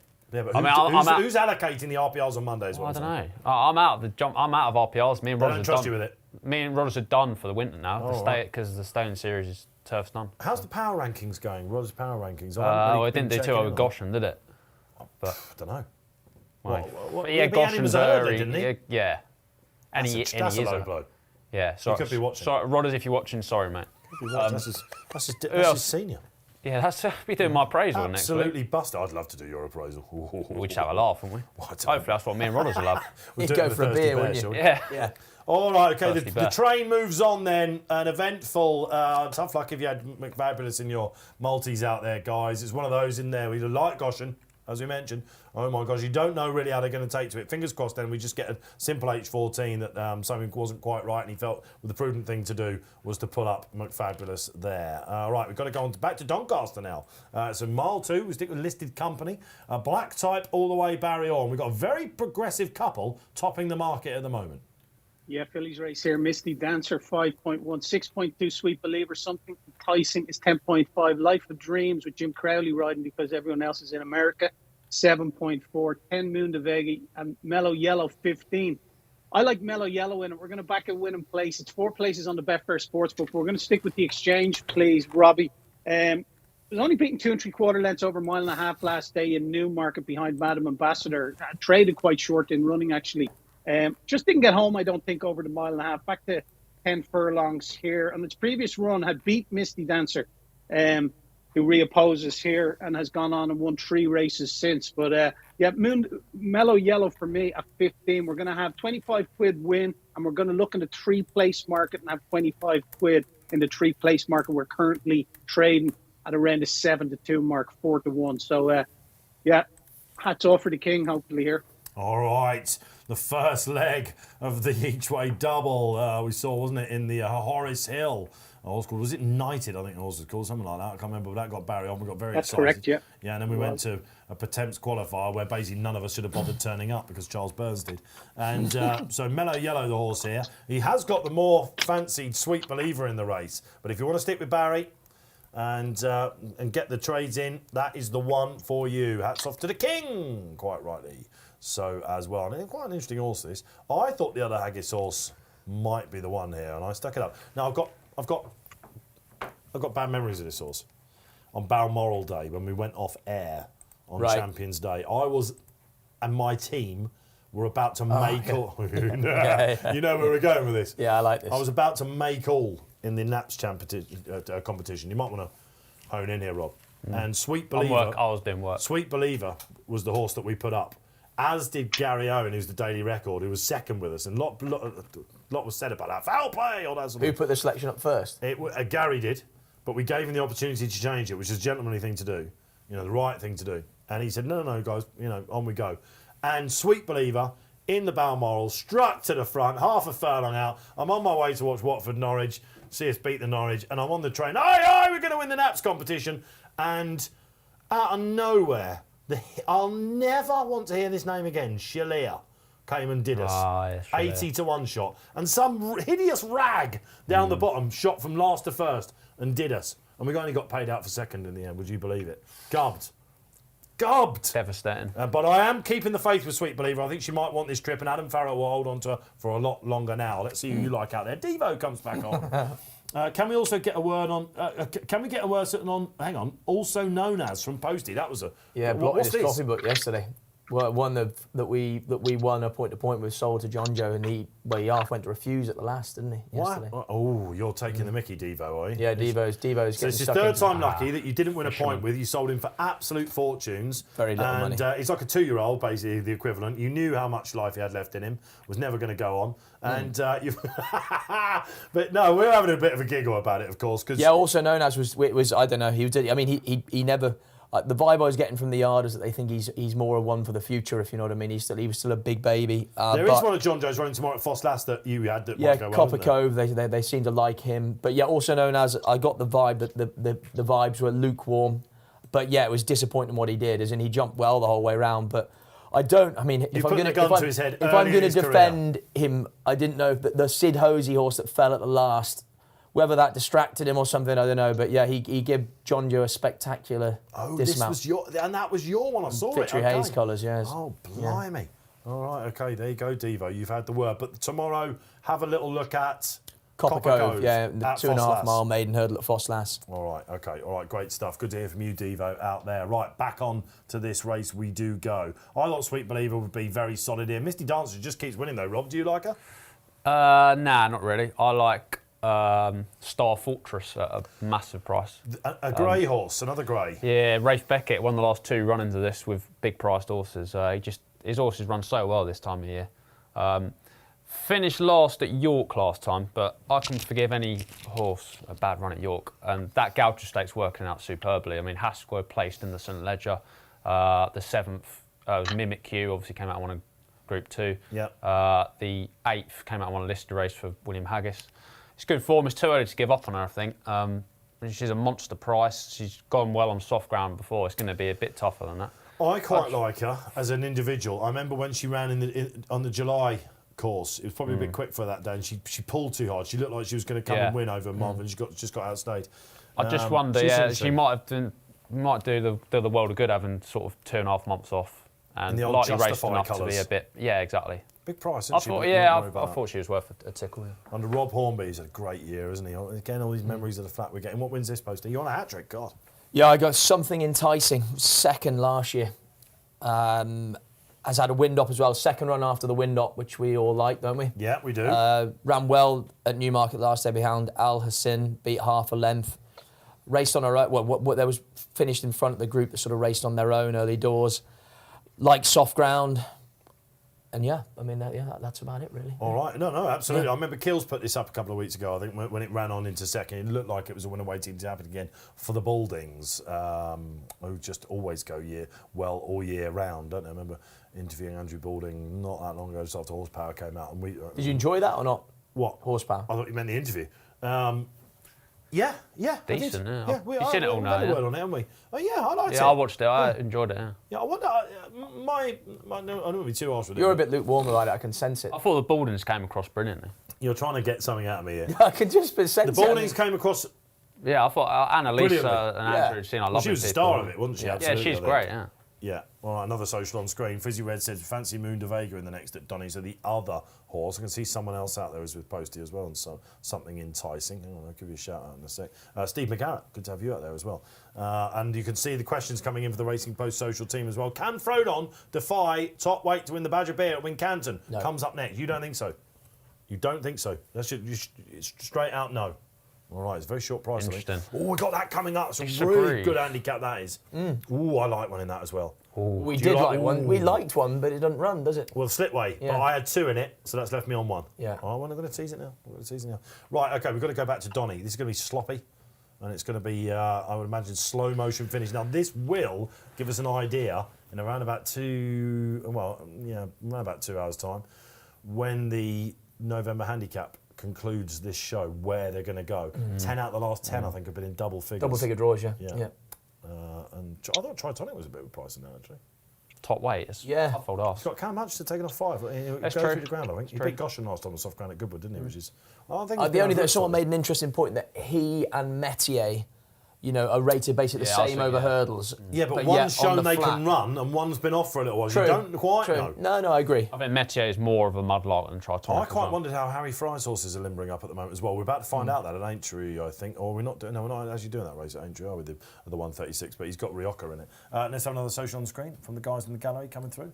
Big team in the gallery today. Yeah, Steve McGarrett, something enticing for me. So you're with Posty, Good which, man, Steve, as yeah. you can see with the cup, the golden chalice is with Posty. Do you think this ground is sloppy or just hard work? It's probably a bit of both, isn't it? Sloppy and hard work. What do you? Oh, that's interesting. Do you think that? Well, I would always consider sloppy means that they get Slippery through it ground. okay. Like it's like wet and looser. Whereas We I think haven't this- heard the word tacky for I a think while, this have would we? just be hard work. I think when you've got soft ground and it starts to dry up, that's when it's really hard work. Yeah, no, I'd agree with that too. It's a gluey ground. No, you're probably right. They are getting through this okay, but it looked tiring in the sprint, Rob, didn't it? Strung out like the old washing. Yeah, they're going to be knackered after this. Yeah, all right. Okay, let's hope the Star Fortress for Robbie comes good for you. Barry, a last mention to you before they go off? Yeah, 4 now, 4.0, Misty Dancer, 7.4, Life of Dreams, 11, Moon de Vega, 10.5, Damosel. And you'll be very happy to see that Mellow Yellow, the first leg of the double, has jumped out absolutely fine. We've got 3 keeping very wide Difference of here, opinion. just to make our jobs a For lot now. easier. Go on, Barry.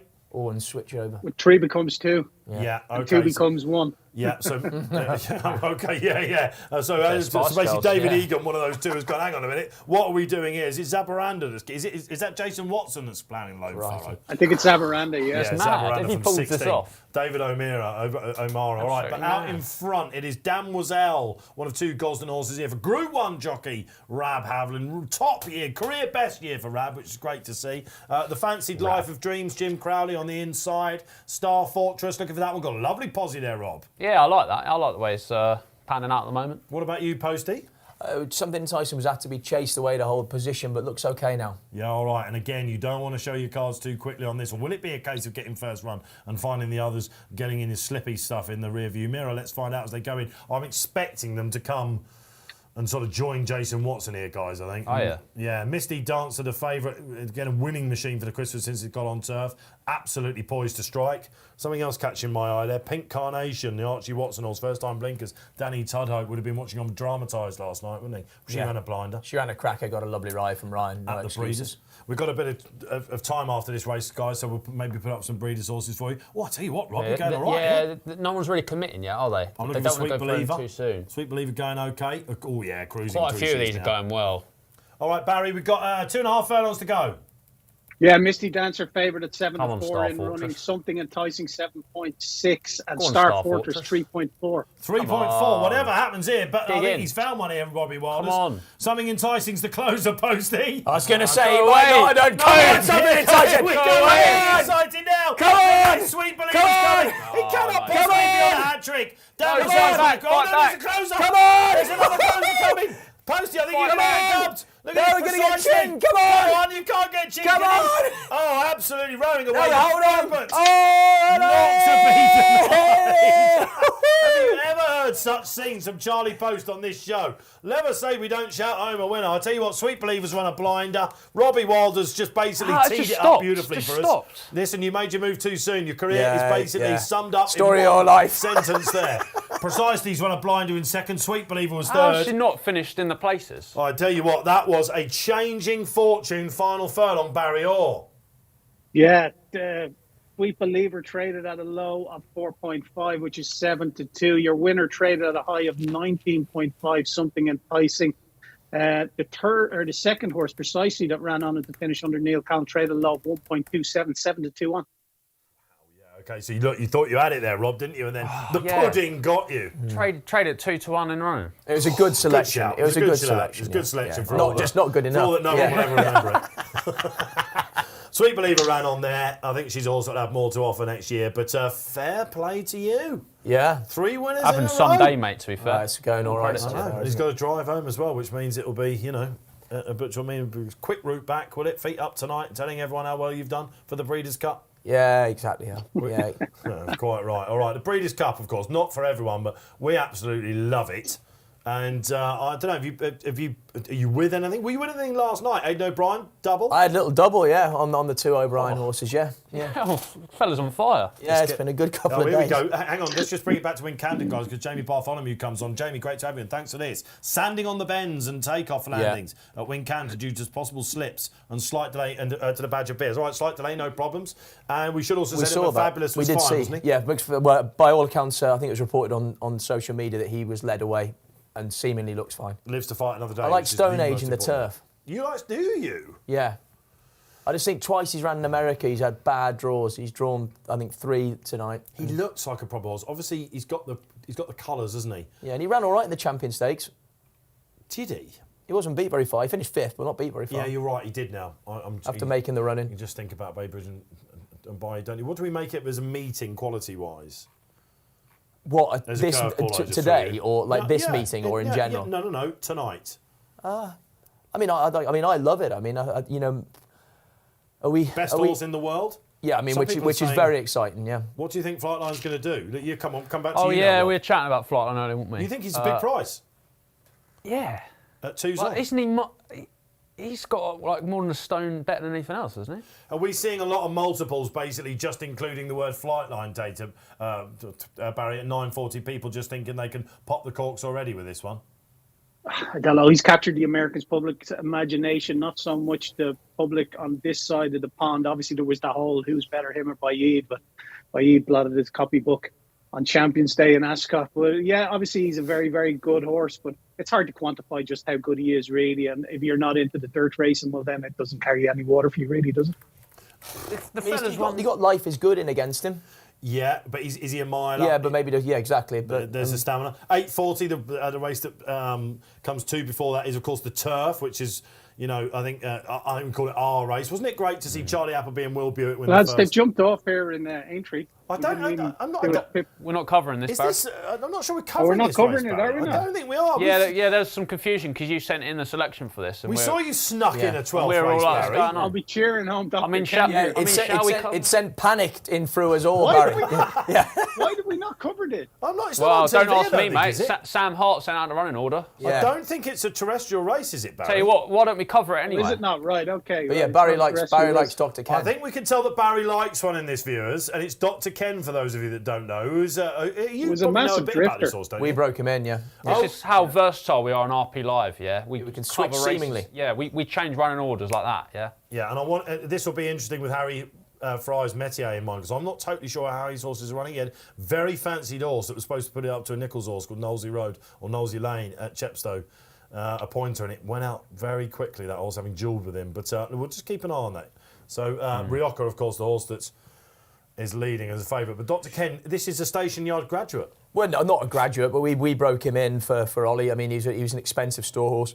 I would What argue. is a graduate? A point winner for Yeah, you the then? point winners. Yeah, the ones that we Or the bought. ones that finish second the all the ones time. that we bought ourselves and then sold.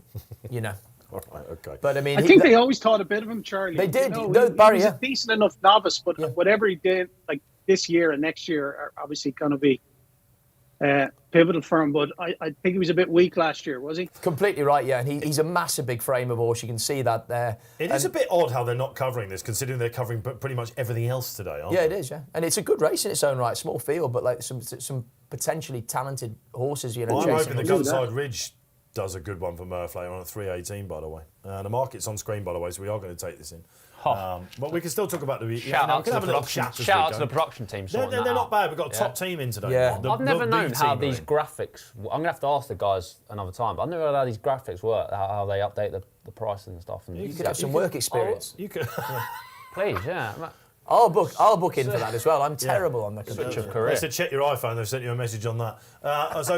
These fences, I'm the a mild-made puppy. fences, are actually really difficult to jump on. They are very, are. yeah. They're they're Would proper they be fences. the stiffest in the country? I mean, I'm when fascinated. people always talk about this. I mean, what it is like it's a sharp circuit, the mild-made track, and they are like big, Tall park fences. Well, they're just big fences. They're What is well a built. park fence? Well, like the park tracks Yeah, are like what does that mean? like Haydock and Sandown. Grade one that fences. Haydock used to be. They're not anymore. They've destroyed that track. They have. But like they're just proper fences. that you wouldn't associate with like a small summer track. Why Yeah. do they call Sandown's fences railway? Just because they're by Yeah. the railway? But why not just call them fences? Like, surely all fences. It's nice to give like little Tell you what, names to that's- places, isn't it? No, you're right, Let's have a actually. look Then at it. Dr. Ken travels well here. Oh, shut up. Travels well. He's absolutely cruising. Who's on him? Sean Byrne. Aidan Kiss Coleman. of death Coleman. from more. I didn't like that. 3 out then. And Rioja to To beat, get I to the one suppose. in front. Yeah, just holding together then, Aidan. It is Aidan on him, is it? on the Yeah, scene? Sean has to ride for Harry Fry. Of course he does. Yeah, okay. Well, it's going to be a match here. Got a bit tired now. Over that one, he's all right. I don't know. Not so sure. He needs to fill his lungs. The one in front is not stopping. We'll be going over the national fences. It's after a this on wicked the long front, run, so- though. Going to give between him here and the plenty, eh? second He's going to last, give him yeah. something to think about, is Yeah. he? Yeah, this This is the last? this is the second window. I'll tell you what, he is going to give him through it. Come on, Aidan. And he's lugging in, Come is he? on, Aidan. This is all Whoa. on jump here. Go on. Oh, he's got him, hasn't he? Rioja's Yeah. thrown Go it on, off away. you go. Hi, Barry. Oh. Does he battle back or not? Go on, Barry. Yes, this is what he's been waiting to do. Chase. Good ride, that.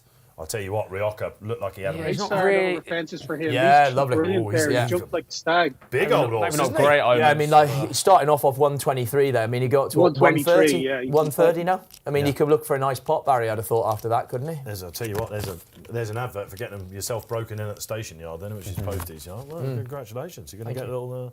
Maybe he doesn't bode that well for Metier's. He didn't really see that. I think he ran all right, Rioja, He's not because run giving badly, him no. £5 and its first run back, wasn't it?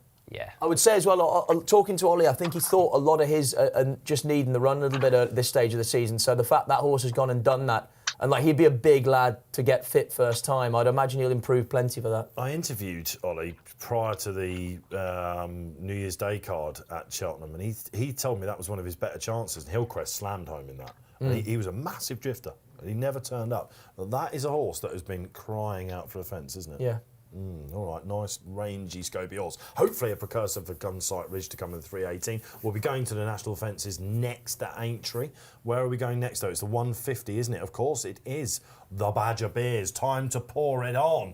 Sit back and enjoy. Who'll be getting the bubbly after this, Barry Orr? One-way traffic for the wonderful Frodon. Yeah, 5-2 now, 3.55, 4.9, Stable Companion El Rillo, 7.4. Lord and Court, Captain North 13, 11.5 Irish Prophecy has been popular. You spoke about it earlier, 13.5 Red Happy, and it's 25 bar. I like Frodon in it off 158. He's been given a real chance by the handicapper. You know what he's going to do. He's going to get off the front, set decent fractions, and could just last home. Obviously, he's a 10-year-old now, not getting any younger, but Paul Nicholls had him cherry ripe this time last year to win the champion chase up and down Royal. He didn't go, obviously, cut for weather reasons and the deteriorating ground, but he's still obviously a concert pitch for this. This is his Gold Cup. The racing down Royal was his Gold Cup, and he's been rerouted here. So it's a very, very important race in the horse's calendar. At 3.55, we're going to set our own odds here. Look to back him at about 3.75, which is 11-4. He's 5-2 at the moment. I want to back him at 11-4. We'll have 25 quid. Set our own odds, 3.75. We'll go into the lay section. We want someone to come in and lay us that bet.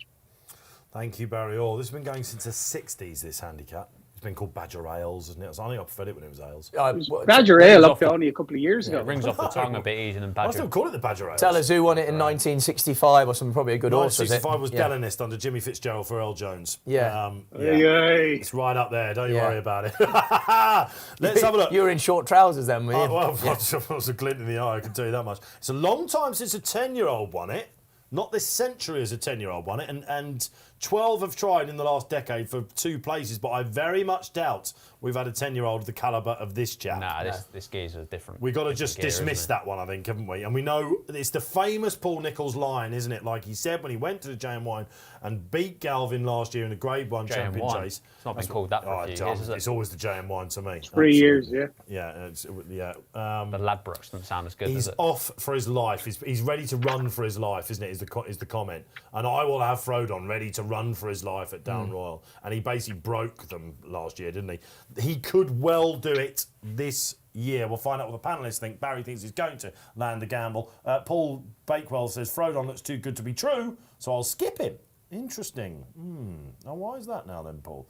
And to go for last year's winner, Rocco. I'm sure Nige, Twiston Davis, of course, the trainer, has him perfectly right for a good show. Play safe, guys, each way on Rocco. We've got the previous 2 winners of this, I think, haven't we? Because we've got Kim Bailey's also still in it, isn't he? Yeah, El Presente. El Presente. And we've got Potterman, who has been placed in the last couple as well. So this is a really, really good handicap coming up here. And it gets knocked, these handicaps. So, but this one, I think, look, Slipway isn't here. That would have been my top choice, actually. Spoke to Paul Keeley about Frodon yesterday, as hopefully you saw on What a Shout. And Kills was saying he got 12-1 earlier in the week, which was silly. Yeah, I did as well. Yeah. You're on as well? Yeah, I was going to put him up in the anti-postman, but then it came out that, of course, well, he's not going to run it down Royal. My thought was because of the ground, because he's not a soft, heavy ground horse, is he? No. But, great chance. I mean, £6 drop is pretty generous. I mean, that's a massive drop, isn't it? Yeah, I mean, you go back for his other runs. Dublin Racing Festival, Nicholls' horses weren't running well then. Grenadine also flopped at that meeting. Before that, 4th in the King George, Poste for the lead, went a bit too hard. Before that, he's won at Down Royal, and he was a similar price to win a Grade 1 at Down Royal to beat 4 Grade 1 winners than he is here. Somebody's done his homework. So He really I wrote the analysis for this race, and for me, it revolves around him. But I'll give a mention to Lord Accord as well. I could see him. I liked his run at Cheltenham. It's a beautiful tenuous link, because I'll pick up on that in a sec. Frodon for Chris Timms as well. Chris, good to have you back. Frodon again. Will, if Frodon just miles better than these, says Will. Great to have you with us again, Will, one of our regulars. Love our community out there. Let us know you're watching, guys. Give your thumbs up. Keep your shouts out coming in. The last 10-year-old to win this was Flake Dotes in 1999, who won it in at the tournament as well. Trained by Paul Nichols, who... One of your favourites or not? What, flaked oats? It would be, well, if I was going to name a horse after Wilders, it would be flaked oats. He's always giving me stick for eating oats. Oats are good for you. You'd basically just eat oats. Drop with Poppy again. My diet, mate. Horses would be jealous He of thinks him. he's a racehorse, doesn't he? My diet is not to be criticised, yeah? No, What do you have for suggesting breakfast it is. in the morning? I'm not suggesting it is. I just said you might want to think about what's staying in there. What did I have for breakfast? There's a rig right I've got in. a feeling I had a good old sausage, you know. What, this morning? Yeah. Well, meat? absolutely. Yeah, yes, I know. I wouldn't be like you. Robbie is a vegan, for those. Shout out, if anyone's viewing, if they don't eat meat either, give us a shout out, yeah? Oh. You'd like to know you're not alone out there, do you? Yes. All right, okay. Probably won't see too many of them coming in, I don't imagine. Well, shame on you all. When does Frodon become a silly price? That's what, because a lot of people going for Enrillo as well, aren't they? And Harry Cobden obviously won't be riding Frodon because that's Bryony's ride. But a lot of people fancying this. See Kate Tracy in her column put up Enrillo in this, a few others as well. Yeah, Keith did as well, didn't he? Keith has put him up in price-wise, of course. And Keith nailed Hang in there earlier as well. Yes, Although would he Hang in did. there won that if Fabulous was fine. Well, it doesn't matter, does it? Doesn't matter. It doesn't matter. It's one. Judged on the result. So Mel Rose showing Right. his... And I tell you what, it's interesting because if you do price-wise and you put up what was a 9-2, 7-2 shot, something like that, you've got to be pretty certain they're going to hit the line hard. So Keith will be... I did read his piece and he basically said the negatives with Enro. He's a horse that can hang a little bit, but he's talented on his day, isn't he? Yeah, very much so. Yeah. I quite fancied him for last year's Coral Gold Cup. He just didn't really turn up there. But I think I've got the winner of this, but I'll let you go. like we both were keen on Ben Paulin source, but Wherever, I don't know why he's out, but Yeah. wherever Slipway goes, I want to be with him next. But I came down with Ground? that. Well, you'd imagine it must be something like that, yeah. El Presente, visor for the first to time. regain the trophy. Yeah, I mean, I won it 2 years ago. Do you get a lot of beer if you win this as a jockey? I don't think so, no. You know, like if you win the John Smith's Cup at York, you get loads of crates of John Smith. Is that what Really? every jockey wants? What a coup. Well, that's it's sponsors, aren't you? Well, I suppose. To get Badger beer. if you win this. Do most jockeys live like real athletes of their nutrition? I'm genuinely. You got the man to Yeah, I talk just to wanted about. to ask. I think it's improving massively. Yeah. Like, I think plenty of them do now. Must yeah. admit, since I agreed to follow you on Instagram, which took a bit of convincing, I've seen you midweek putting up a few gym I sessions. put this gym in Really? in our new house, and and Connor Schumacher, who's an ex-jockey, is a PT now. So What £10 hour circuit rate, like it's jockey specific. You charge £10 an hour. Well, I don't. He does. I just provide the facility. Do you You're the charge him landlord. rent or? I don't. No, I don't. I let him. Who does it? Names and names. The moment, like Fergus Gregory, Yeah, Luke Scott, yeah. Tristan Durrell. So all the young lads to try and get them Poste ready. Yeah, exactly. I do it myself with them. Well, because you, I bet you're fierce with them as well, aren't you? Because you're a bit naughty like this, aren't you? You go and do a triathlon. Naughty? Yeah, Yeah. you are. You did a triathlon with your brother the other day, and you said, "I'm going to destroy him." He said, and you came back, and I hadn't seen you in 2 weeks later. I said, "How'd you go in triathlon?" He went, "I destroyed him." Yeah. You are very competitive, like Very, that, aren't yeah. you? Yeah. That's what Only you way got. to You be, need mate, that yeah. to win a Welsh Grand National. You do, yeah. Need that Yeah. to complete a triathlon. Yeah. Who's the? I don't want you to rank these little lads, but Tristan Dole looks like a pretty tidy rider. Yeah, he's going to get plenty of opportunities. Another lad that flies under the radar, I think is very good, called Lewis Dobb. He's based with Laura Morgan. Really, Nice. really talented, tidy young rider. Is the future bright?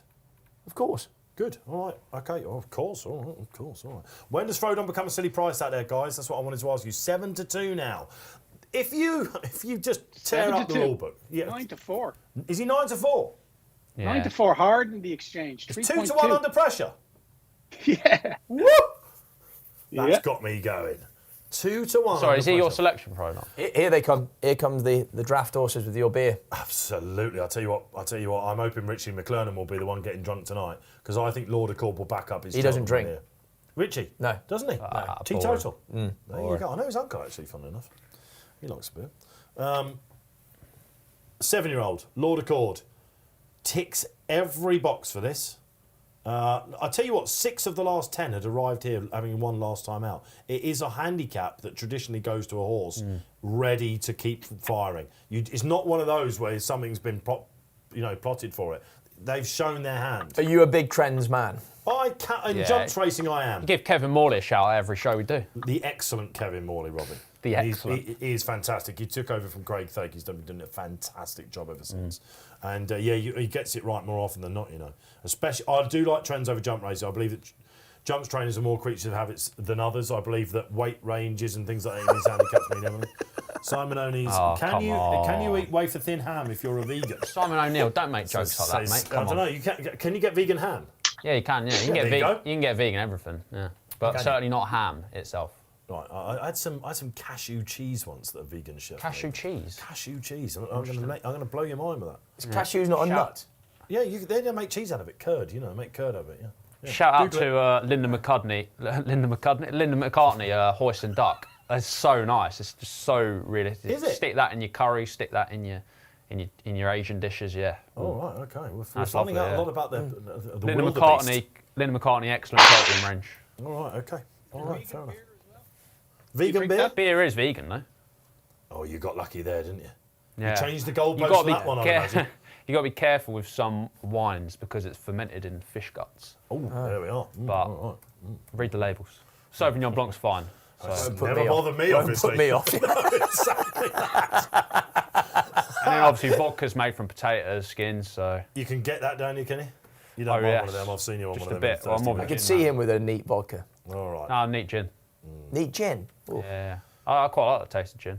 Every time he I says do gin, too, with tonic I and remember lime, the time yeah. he got the word gimcrack wrong. But let's go. Come on, let's go back because we have got a delay. Gim Crowley. Wincanton, of course. We've got another social coming up. Thank goodness.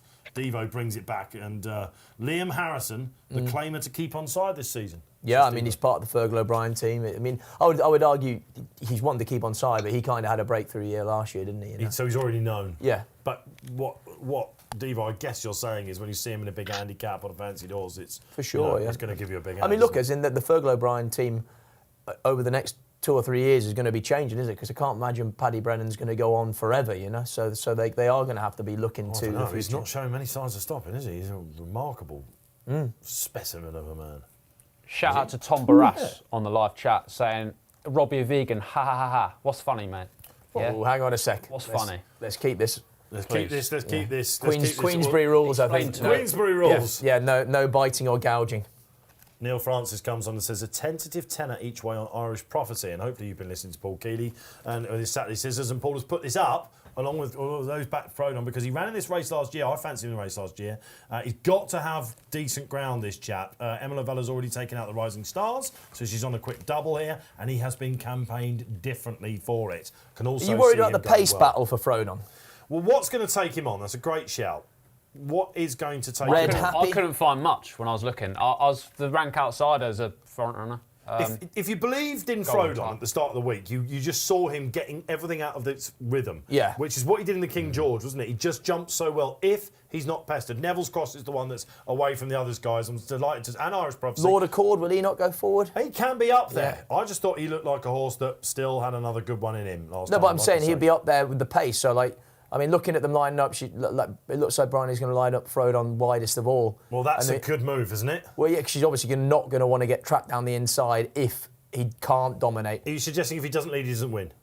I think it becomes more tricky for him, yeah. El Presente's a horse that likes to get on with it as well as Yeah. Bassi. Bassi will be... No, Kieran Geffen's rides him Oh, today. of course he does. Yeah, Kieran, it's good to see because he's had to miss a couple of rides, Kieran, recently because after that nasty unseat. Not Kieran. Kieran. Kieran. Cap Denora's in there. 50 to 1 What's chance. going on 50, here? is it? What's all this about? The worry Is is it the Always sponsors? happen. Does this always happen? The sponsors. Yes. we're seeing some Shire horses, basically. something out of the 1800s. beer, Yeah. an old beer. I thought I was watching Peaky Blinders. Does that not excite you, Robbie, seeing that coming up the track there like that? Why don't they have that Yeah. anymore? Tradition.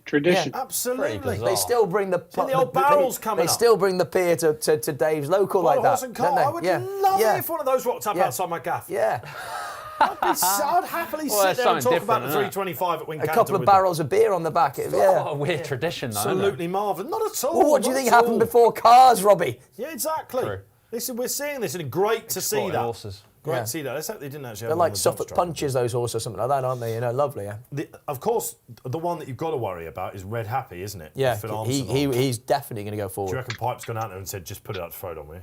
Yeah, serve it up to him. He's not got anything else in the race, Pipe, is he? Liam Harrison on Golden Taipan, of course. Last year's winner, Rocco, is quite interesting out there, guys, for you as well. That was Andy Sim that said that as well. As this is a proper handicap. And Potterman, we've all totally forgotten about Potterman, who, of course, was placed in the last couple of these. I don't know whether Potterman ever really got over that Bet365 Gold Cup. Where people just didn't like him, did they? Because of that. But Pulled up in 4 of his last 6 starts and on a career high mark. I couldn't recommend him. We can also see a marker being thrown down for the Newbury showpiece. Just to let you know, Tim Sider, partner of Hang In There, does say that he's on his holidays now. We'll find him something. Look at this, they're lined up across the track. Here we all go bar then. 2 of them. Oh, let them go. Go. Yeah, come on, what's wrong with that? Come on. Oh, No. Was that? I don't know. Bridie Boring. broke rank there a little slip bit. there. He's still got the flag up. No. No. Oh, silly man. Why would they not just let him go? It looked I like don't know. They were all there, ready to race. looked like a lack of communication there, didn't it? Like Between there was who? cohesion between the Tartars and they were like. I didn't I see can anything. assure you what would have been happening. They'd have been roaring at them to walk, and then... Neville's Cross was just a little bit late joining them, I think. He's a bit of a monkey, I've Neville's seen- Cross. I've seen Talented way one. worse starts than that go ahead without Yeah. them called back. Yeah, absolutely. Yeah, and now it's one of these standing starts, of course. Right, so if you're on Frodon, cross your fingers. Now's the time. We'll try and give you a cheer here in the Badger Beer. Let them go. Let them go. Come on, starter, plan. whatever you're doing. This is There's going to be blokes another on the track feature of the National with Hunt the season. tape. There's something going on with that the fella tape needs now. to get out of the way. We've already had a... What's wanna get next, trampled by guys? something. Now this is a lottery. Oh. Are we going to be going to... No, where are we on, going to? Frodon, get Aintree on next, with isn't it. it? Oh, yeah, come on. We need to get off, guys. We've got 10 minutes until the Grand Theft, isn't it?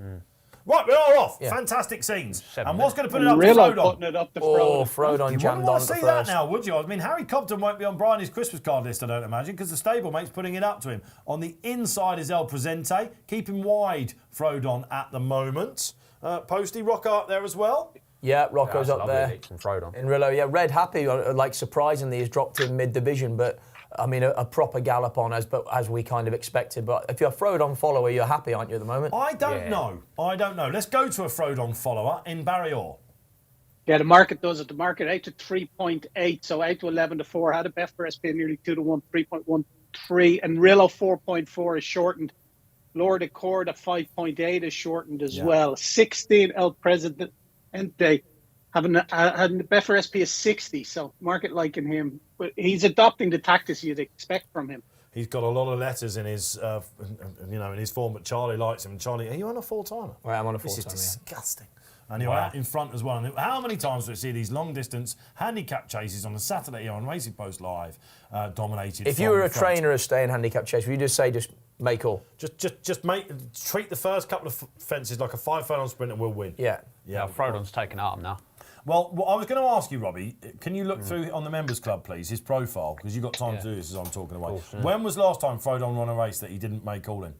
I'm curious. Because now he's adopted it and they have nice got shout, their man. positions. Enrillo in third, Lord Accord giving Leave it it with me, yeah. nice sight on the outside by Richie McClernand. And a bit Big of dive Clumsy down. at a couple of fences, is he? He half let fly at that a bit, came up a half a stride early, and then sort of screwed his back in the air to make the effort to get over the jump. And if you're envisaging this when you're back in Frodon earlier in the week, you're thinking, right, get them all at it, please. The likes of Neville Cross out the back, Irish Prophecy out the back, Potterman out the back as well. Captain Orr for Christian Williams. He could do with a fillip, couldn't he, after very terrible news that Win My Wings has had to be retired after a Horses are setback. quiet at the moment, aren't they? Christians. Yeah. Yeah, they are. Again, I wouldn't worry too much about it. And a massive drift to win at Fontwell. You've got to go Nice back horse. to 2018 in the old Rowan. When he carried this mark.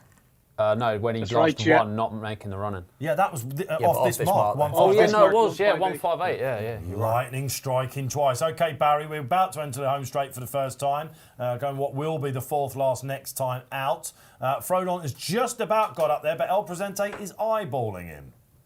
Yeah, but the market loves Enrillo. He's your clear favourite at 7 to 4, 2.76, 3.95 reaction, no? Frodon. El Presente is out 38, 7.2 Lord Accord, but all the love for Enrillo. I'll be very happy with my Lord Accord at this point, guys. I'm hoping that they just get duelling a little bit. Oh! He gets into a rhythm. Ooh, what was that, El Presente? El Presente up. You almost felt that with him. Yeah, I did. Yeah. Well, there goes the four-timer. I'd say, does she bag the rail now that she goes a length or two clear? This is surely where she tries and ramps up, and it's a really good really good jump by the King George winner there. Okay, what are we looking at? Golden Taipan out the back as well. Red Happy. We thought Irish it might Prophecy. be a spoiler. That's just not going to yard, No. is it? I know what's going on there. And again, the front four at the moment. 7 to 4 though. You winced when you heard that about Enrillo. Yeah, it's Circuit 6 to 4 now. plenty short. 6 to 4 with a circuit Plenty to go short Enrillo. enough, that. Keith Melrose will be going to, walk the dog at this point and going, I want to come back, and that 6 to 4 needs to be landing because, of course, this will be a double for price-wise. Tom Siegel on holiday at the moment. Going very nicely. Where's Rocco? on the inside in the midfield. He's Going better than he was last time, that's for sure. all Had a right, stinker last time. Where does Tom Cigar go on holiday? I have absolutely no idea. Probably Reading. Tenerife. Somebody's gone. Enrilo's gone. Enrilo's gone. Water, Badly hampered. Golden Taipan and Captain Orr, who was cruising all the way. That means the three have got a breakaway. Got a right kick in there. I tell you what, yeah. Let's hope Harry's all right because he got trampled on a little bit there. And I'll tell you what, if you took that 6-4 circuit to go, you're now absolutely seething. Yeah. That's the game, isn't it? And Enrilo can make a shocker. He's out. Lord Accord, what price is he going? Come on, the Accord. Richie McClernand, he's got beautiful hands, Richie, isn't he? Always makes a horse go better than I think it wants to. If you've got a quirky customer, I've never had a close look at them. I don't believe that. You must have done it in the weighing room sometime. You can tell me in the car on the way back if you want. Right, Captain Orr then. Here he is in the midfield. I'm looking for him because, again, I'm waiting for him to bounce back. Will it be today? El Presente, Posty? Evens now. No, Evens. I mean, I think Evens, Frodon. Frodon's really Evens, Frodon. jumping, really coming together now. Is for this a Frodon as two-horse well. race, Robbie, now? Yeah, it is, yeah. Come on, Lord Accord. How much weight am I getting for Frodon? I 10 to thought 9 on. It's £12 Frodon, 10-6 Richie McClernand. it's looking like I'll tell you what, if you're Bryony now, you're just thinking, right, it's Gamble landed, isn't it? But Lord Accord is right on the tailcoats. He's not done with yet, El there are a Presente. few others that aren't out there. Here come the Captain Orr closers. travels well, does he? Captain Orr is travelling Yeah. well. He's love this ground, Captain Orr. What's this in the white colours that's closing? Is that Neville's Cross, yeah. On Frodon. Yeah. What price? 4 on. 6 to 4 on. Okay, there. he's up there. This ain't All right. done, though. All of these people. Come on, Robbie. You're on at 12s there. Yeah, it's not. I know. Yeah, it's not done though. I'll tell you what. All of a sudden, Lord Accord is now feeling the pinch slightly. Here they get racing now. Posty, if you had to call it, is the winner in front. Frodon wins, lads. Frodon just stays there, does he? Going Lord clear. Accord is there. Yeah. He's Oh, short. look at this. short on This the is a exchange. great sight, isn't it? He's gone very short, guys. 3 out. Then he's around about 3 lengths in front of Lord Accord. Who looks like 16 he's to gone. 1 on. Lord Accord now paying for going with him. I think Captain Orr is Lord the Accord's finisher if staying there on is again, one. to be fair. I'll tell Lord you what. Accord's closing. Yeah, he's just rallying now. I think she's just. Oh. I'll tell you what, he's Oh, slammed I the think- brakes on Frodon. Go on, Lord Accord. He's absolutely flown it. Coming, but what wow. a race this is. Frodon idling in front, guys. Who is the weight telling? Paul Nichols I ready think to he's run through idle this. way What a down a great bit more, one isn't it? last time. Lord Accord dunks on the inside. Oh, Oh, he's my walked goodness, in, Lord yeah. Accord. That's it, Go on, game son. over. Frodon takes the badger Put pinner. it to bed. They dropped him £6 for the ultimate run, and loads of people bet on it at the start of the week. Paul Nichols tempted to run in handicap. Bryony Frost out of the saddle. Gamble landed. Barry It's Orr. not that good, yeah. Getting carried away. It just annoys me that Paul Nichols didn't announce that he wasn't running in this race like a day earlier. That could have been a 12 to 1 postman winner. Barry, I did throw to you in amongst the mayhem of the celebrations there. 9 to 4. Was that the SP on the Betfair Exchange? 1-3. Thankfully, we got matched at our pre-race price of 11 to 4, 3.75. And not really traded short bar Lord Accord in running, who traded at a low of 11 to 10, 2.1. Just love to hear if Harry Cobden got up okay there, because he got a bad fall and he got kicked after the fall as well. But you got to hand it to the winner. The handicapper gave him a chance. Paul Nichols rerouted from down Royal to here. He's bang on song. Public weighed into him as well. 3.13 a Betfair SP. Just waiting to see when he gets cut for the King George there. I'll tell you what, I reckon that chat with Paul Nichols is going to be a bit more enjoyable now after this, Barry. You can ask him all about it. Here we are, 2 out, guys, when he sort of put the brakes on a little bit. Yeah, Just steady him it looked into like Lord Accord. I think she was half steadying him and he was just idling a bit in front, wasn't he? But and it's one of those, I think when you watch it from the side on as well, it looks like she's really giving ground away and he's absolutely winged it. But as soon as they landed, no. No, the final fence didn't make any difference. All right, How okay. much is it Frizzy gonna Red go says, up gotta for love a bit of Bryony and Frodon. Absolutely. And listen, handicapper gives you a chance.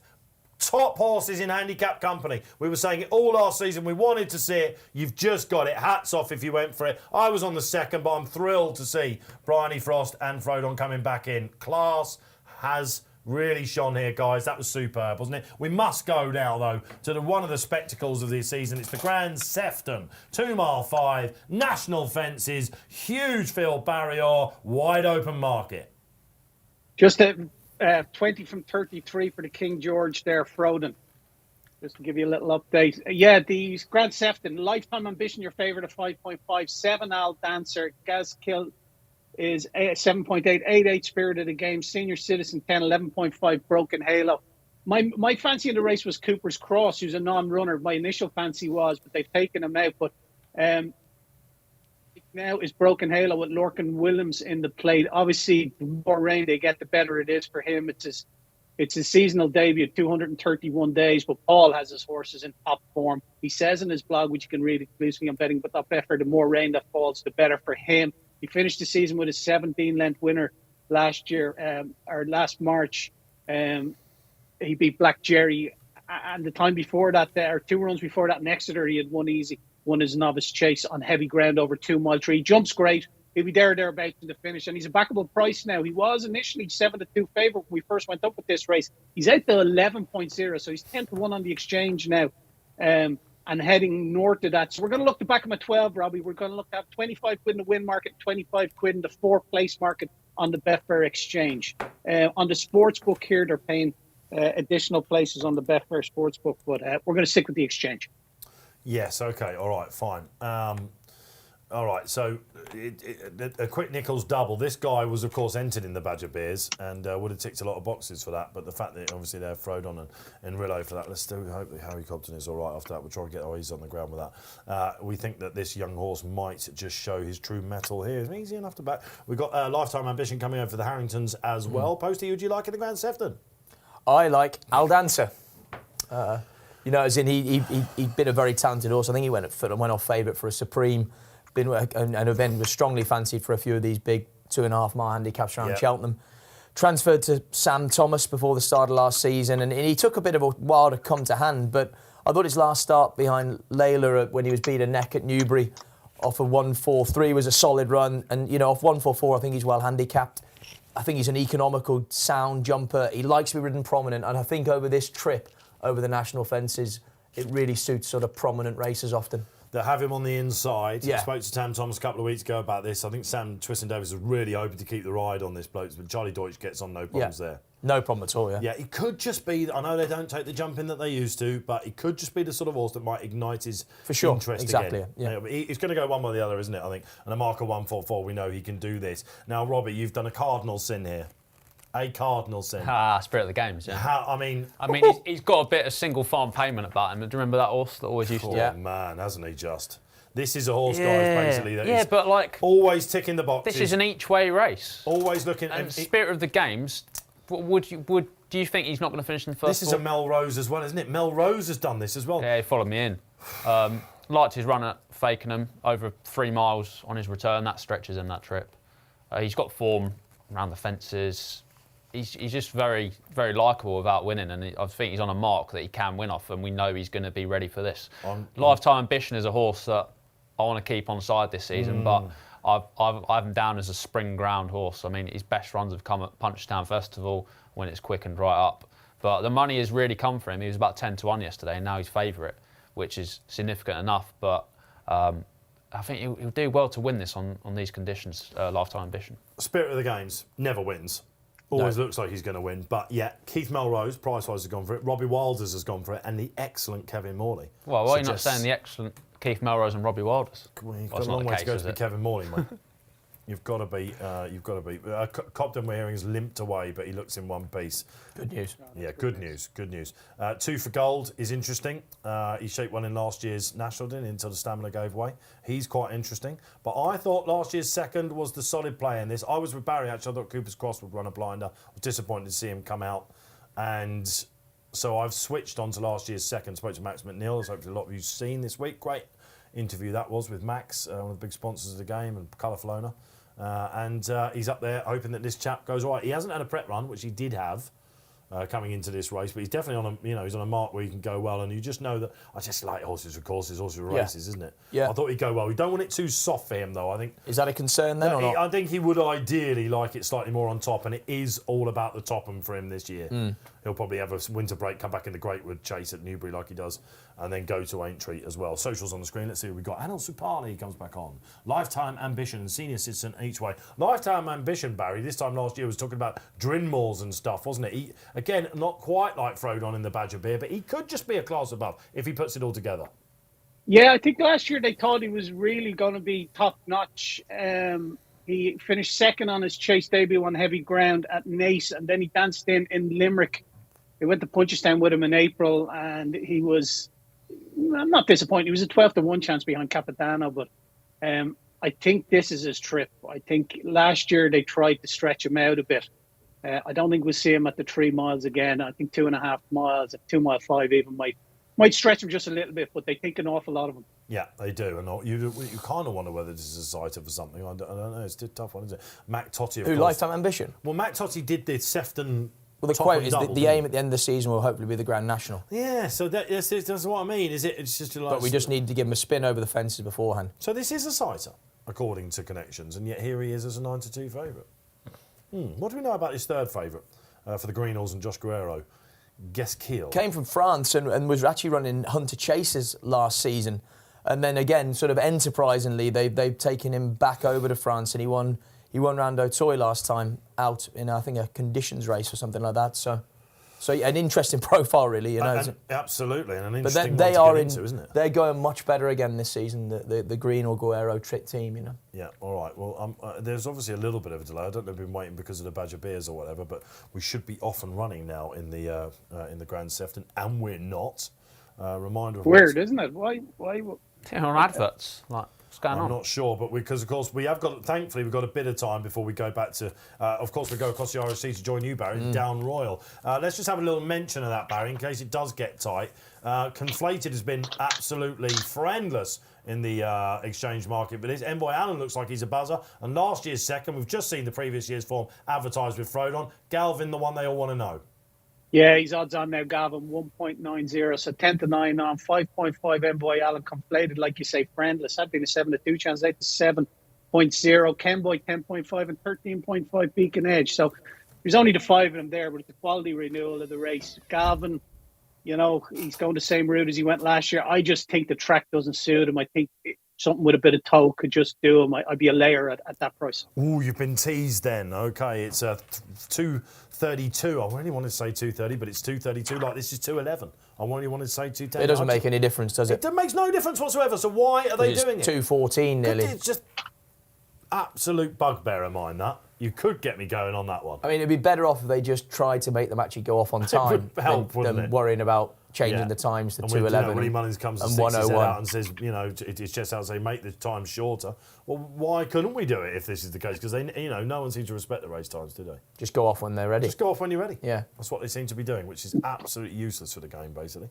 All right, okay. Steve McGarrett, who's been with us this afternoon, says spirit of the games for me too.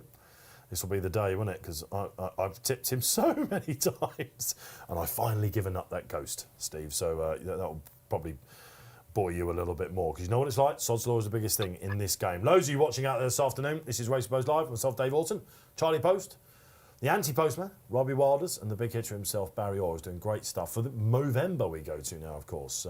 Who else is doing Movember out there? You never fancy it? No, never done it. Well, have you ever had a beard before? Not really.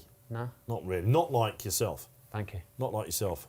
Shaved it all off during lockdown once. That would be scary. I looked about 16. Would you? Right, okay. So when you start approaching the silver beard, it's going to go, is it? Yeah. I did notice grey hair in it recently, actually. Did you? Slightly concerned. How old are you now, Robbie? I'm 29, Dave. Oof. Nearly a good years still to come, hopefully. All right, okay. It could be another 29 minutes until this race goes off, couldn't it? Christ. What's going on? I'm hoping they are just going to walk in now and get on their way. So let them go. Come on. Yeah. All right. Well, look, we love these national fences. Mac Totti, absolute sight to behold, wasn't it? And again, another course where front runners really do come to the fore. The national course, yeah, massively. Yeah. Is that a rhythm thing? Definitely. I know. Seems a long time ago since one for Arthur came from nearly last to first in the Grand National, doesn't it? I think is it potentially easier to do over the longer trips, and especially these 2.5 mile races. Yeah. The ones on the front end seem to be massively. It would be interesting to go down now on your historical trends, wouldn't it, and see how many have got prominent lead, you know, track leaders, all that sort of stuff. All right, we're hopefully not too far away then. We've got So Royale coming up as well, haven't we? Yeah, what a star of a horse. Everyone's favourite. I can tell you, someone on this panel is taking him on. I can tell you that. Oh, yes. Yeah, all right, okay. Yeah, I was disappointed. You're not taking... Oh, come on. You need to leave sentiment out on this game. Well, I'll tell you another horse here that could go well, guys. What we've got time to talk about, just for the golf, is Jackamar.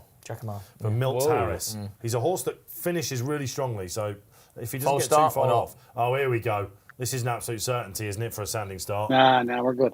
Oh, you've got a lot more faith than I have, Barry, that's for sure. Oh, he's absolutely right as well. Like most things, they do go off first of all. Looking for the leaders at the moment. Tell you what, Al Dancer's up there, the Golden Rebels up there as well. Lifetime Ambition, does he want a bit further? We're going to find out today. He's up there, One True King. You associate these fences with the Tristan Davis yard. He is there at the moment. Al Dancer went a bit right over the first, I think. Who did? Al Dancer. Well, they were going to have him on the inside, weren't they? Okay. Got the Golden Rebels The gone. Golden Rebel is unseated over the second. 2 for gold. Doesn't look like he's enjoying himself already with Dave Bass. Senior Citizen, lovely rhythm out the back. He'll be hoping for a little bit of a pace collapse. I'll tell you what, guys, considering these fences, they're not really hanging around, are they? They're never doing this. What I'm saying is One True King's really having to go for it, isn't it? Yeah. All right, okay. It's quite weird. There's only 4 races over these fences a year. Broken Halo's in a love. Yeah, well, I don't know. Is 5. it? 5. 5 is it? Name them. Fox Hunters as well, of course. Yeah, it's Beecher. Yeah. Sefton, Beecher, Fox Two Hunters, yeah, 5. Topham. So close. Yeah, fair enough. You're on here. Not many, You're in here to learn. Why don't they use them more often? Oh, because it's a unique test, isn't it? And, And it takes a lot of putting them together. Yeah, I guess, A treasure is the national fences. I'm a bit surprised to see Senior Citizen so far back with Spirit of the Games as well. What was the Betfair SP in the end for the Irish horse Lifetime Ambition, Barry? Betfair SP of 5.0, so bang on 4-1. He's got a lovely position in fairness, Sean O'Keefe, really just tracking has, him through. Yeah. I don't know too much about Sean O'Keefe, I must say. He's always running big winners. Yeah, it's good. Willie Mullins quite likes using them. Yeah, okay, all right then. Looking for Broken Halo. How's the young horse getting on? Yeah, in a nice city at the moment. The ex-French horse, which is Gesquille, which was really well backed in from 10-1, biding its time out the back. Looking for some of the others. Got to mention all of them. Jack Hackett, another Irish raider, out the back at the moment as well. Jackamar seems to be warming to the task. Yeah, 2 for gold doesn't look very happy, No, does he? Spirit of the Games dropped right as well. Lifted his legs up. Oh my goodness. Gosh, a loose horse. Who A was that? loose horse. Golden Rebel. Please Perler get there. off the course, Golden Yeah. Rebel. Do yourself a favour. He's going to have a hangover in the morning. All right, okay. The 2 pipe horses, of course, Abaya du Mathan and Al Rock, Tom Scudamore on the outside, one on the inside. Okay. Apart from Golden Lifetime Rebel Ambition, so small mistake there. who's a percussion's there as well, isn't it? Under Adam percussion, Wedge. wide, Who always a rider you think should do so well over these fences because of the way he just quietly sits. But it's One True King leading at the moment. Who was the thing about twisting horses over these? They love it, don't they? Absolutely. Yeah. Of course, you think about Black Lion, but there have been loads of others. Hello, haven't there? Bud. Oh, Hello, Bud. Baby Run. I loved Hello, Bud. And of course, Baby Run in these colours. Hello, Bud. Mm. I absolutely loved that old boy. He used to make a bold sight, didn't he? Al Robbie, Dancer. if you Yeah, had Spirit to of- switch allegiance right now, or is it all about Lifetime the Ambition, spirit? probably. Yeah, Yeah, you're happy with that? Like his position, like the way he's jumping. Yeah, Spirit of the Games is making up a bit of ground though, which is nice to see. You never want to get too far back in these races, do you? What was that they just went not a over good there? jump. Was that Foynaven, wasn't it? Was it Foynaven? Good knowledge. All right, we're on the far side. Canal turn now, isn't it? Oh, I love the canal turn. Who doesn't? All right, we're nicely strung out at the moment, aren't they? And you'd like to see. I'll tell you It's what. a different Dancer- view of the canal turn. That's Yeah, it's, isn't it? it's an inside view. Bad of it. mistake there. Well, who was that? The Abaya de Matan. Yeah, one of the 100 to Yeah, 1. lovely, I'll tell you what, Al Dancer is absolutely loving life, isn't he? He is really enjoying himself. This is lit him up. Sam Thomas is a really good trainer, actually. You know, Took this him is a horse while to that get ran in rolling, Sam Supreme Thomas. Novice Yeah. Hurdles, you know, Betfair Hurdle winner. This is a class. Steady, He's walked Deutsche, straight just sit through it. still, sit still. Now, son. this is Charlie Deutsch. You remember him on No Risk at All at Ascot last year, looking behind before he went in. Yeah. He's a confident chap. Good to see the Golden Rebel Good down the risk inside on. the track. Yeah, Golden Rebel continues riding. I'll tell you what, Spirit of the Games is warming up, Rob. He It's is. a bit, yeah, jumping quite nicely. All right, okay. loose horses. Broken Halo, not Nice one. maybe looking like he's on a going day today. Percussion's still there. Lifetime Ambition still travelling strong. Where are we? 3 out? Yeah. Three out, yeah. Here we go. Al Dancer still the one to catch. If you had to call it now, Barry, you'd be thinking even money about Lifetime Ambition, is it? Yeah, Lifetime Ambition odds on there, 1.9. Odds on's a bit much, though, isn't it? 5.8 Al Dancer. All right, he's got Al Dancer, who is well handicapped. Will he see it out? That's the question. And look at Gesquille on the inside, the gambled on French horse. Looking for Senior Citizen. Where's he? He should be creeping at this point. No, he's not creeping. Oh, he's not. Where is he? Is he He's pulled right out, out is the he? back, yeah. Oh, Yeah. he's right out the back. Goodness gracious me. And Jack, look at Broken Halo if he Spirit. puts him into the race. Jack, I'll tell you what, yeah, he said, I don't know, he's just up and down on the spot, but you think he's still got something to give. One True King going back through the field. Looking for some of the others then. Spirit of the Games is warming up a bit now. Yeah, he is, but he's going to have to stop passing. He needs to warm up. He just needs to do more than warm up. He needs to know he's not in a race, I think, before he wins it. But at the moment, the Irish raid is still there. Percussion for Laura Morgan's an absolute blinder. Al Dancer's favourite now. Al Dancer then. Will he do it? Could you believe it? Sam Thomas. Di Walters could certainly do with a fillip at the moment, couldn't he? And look at this. The French horse is probably the danger. 2 for goal, despite the fact he looks like he's wanted to be anywhere else. He's still playing on. Al Dancer right out to the right. That's giving his others a chance. Go on, Deutsche. I think the French horse is going to get this. He is. But Charlie going to get Poste up is the in. elbow. Oh, he's absolutely cruising this French horse. 10-2 and Henry Brook. Al Dancer get still to the can't one in though. Cut front. the schnoz off him. Cut the schnoz off him. Off him. Yeah. And the famous Come on, Deutsche, boy. all he's wanted all his life, Al Dancer. Come on, Deutsche. It's a long way home, Posty. Come on, Deutsche. It's a long way home. Oh, no. This is going to be tiring, Come on, isn't it? Deutsche. Al Dancer, Come can he on, possibly? He's Deutsche. going to get gubbed. No, he's going to get Come on kicked. on the No, he's line. not. He's going to get Come on kicked. the line. He's going to hold on. Yes, he wins. He wins. He bloody wins, I'm telling you. He wins. I've never known Charlie Post wear his heart on his sleeve like he has done so far. I think he's today. held on, I honestly do. There's something about these fences, guys, isn't there, that just brings up magic every time we go over them. And Al Dancer have been called so many names, Barry Orr. What's the photo saying between the two? There's no doubt what's won. He's Yeah. 14-1 on, 6-1 on. He's 7-1 on, he's 6-1 on. You can back him at now. Al Dancer in the photo. I don't think there's any doubt, is there, whatsoever? Your runner-up traded at 1.14, which is 7-1 on Gasquet. Lifetime Ambition traded low as well in running at one stage, traded low of 1.90, so 10-9 on. But for my money, there's no doubt Al Dancer's held on. Wow, okay, congratulations, Sam Thomas. He wondered what he was going to do with this horse. A word for Di Walters, of course, who we've seen has been moved to intensive care after a helicopter crash, and we hope, fingers crossed, everything there. But this is a horse that has been called so many names, and they were bold with this horse. Sam Twiston-Davies, you could see why he wanted the ride. He's had to ride for his father, of course, at Wincanton, so he's not there. Charlie Deutsch, a lucky recipient. Yeah, and he Whether gave the him a lovely second ride, completely didn't he? wanted to go past, I don't know, but Potentially not. But Lifetime Ambition just got done for toe, didn't he? it's seemingly, but I mean, from what that quote said, you'd have thought they're pretty happy, aren't they? Pretty good trial for the National, you might think to yourself, but he's only going to be I don't know. But that was very exciting, wasn't it? And I thought it was closer on the bob than you did. The trophy's definitely going home to Banbury, by the way, isn't it? Wow. If We'll load that up in the Carlsberg car. did Saturdays. Yeah. Yeah, all right, okay. Yeah, all right. If only you won the badge of beer and you could have taken home some beer with us, that would have been nice, wouldn't it? I'll buy you one, don't worry. Who's been with Posty out there today then? Let us know if you're out there. Give us your shout outs. He's having an absolute day of days. Barry, we've got to switch our attentions. We bid farewell now to Aintree, of course, as we watch that finish one more time. Oh, that was close. It's slow motion all the way there. It's grade 1 time now then, Barry. A lot of people thought that Gordon Elliott held this by the short and curlies. Conflated, though. Last year's Ryanair Faller would have been second. Second at Clanderzobo. He's classy. Market can't have him. No, Conflated is out to 8.4 now, Dave. Had been matched at a low of 3.45, so he's doubled in price. Envoy Allen with Rachel Blackmore in the plate is 5.1. That's coming for a little bit of support. Obviously, had been matched at a high of around 7 and 8, higher for smaller money. But your favourite is Gavin, 1.91, coming the same route he took last year, went second to Frodon, won the Daily Star race in Punchestown last year and went on to finish second in this race. He's won it again this year. He had to pull out all the stops to beat Run Wild Fred. But I just think he's susceptible to a bit of pace around a track like this as well. Hopefully Ken Boy could go well and it Conflated, even though the market's suggesting he's no chance. I still think he'll be there. And Envoy Allen, he'd be a welcome return for that one under Rachel Blackmore. So we're going to lay the favourite, please. Robbie, 1.92. We're going to take 50 quid at the backer's stake. 1.94 now. We're going to have to go to lay it to lose 47 quid. So happy to do that. Right, luck, okay. Taking on Galvin then. I was a bit surprised by that. You think Galvin's an absolute good thing here, don't you? And the day that you're having. Yeah, I mean, look, as in, I think he's by far the best horse in the race. He gave quite a bit of weight to Run Wild Fred the last day and was impressive. And I think last year's race was a better one than this, if I'm honest. What, no Frodon to beat this year, you mean? Yeah, man. He disappointed a few, didn't he? Of course, Galvin in the Gold Cup. He was sort of travelling very well. I know he finished fourth. We had a very sort of in and out season, didn't he? He beat Appletard, yeah, didn't he? he was No, good at Leopardstown. Leopardstown over Christmas. We thought over the stiffer test he'd reversed that. Maybe he wasn't quite on his going day, but he beat Runwell Fred on his return. He's got the fitness here. The market stinks about Conflated. I'm not sure what to do with Conflated this season. I'm not totally sure he's the most thorough of stayers, and I don't think they think he's anywhere quick enough. Yeah, but Gordon wanted to run him in the Gold Cup, didn't he?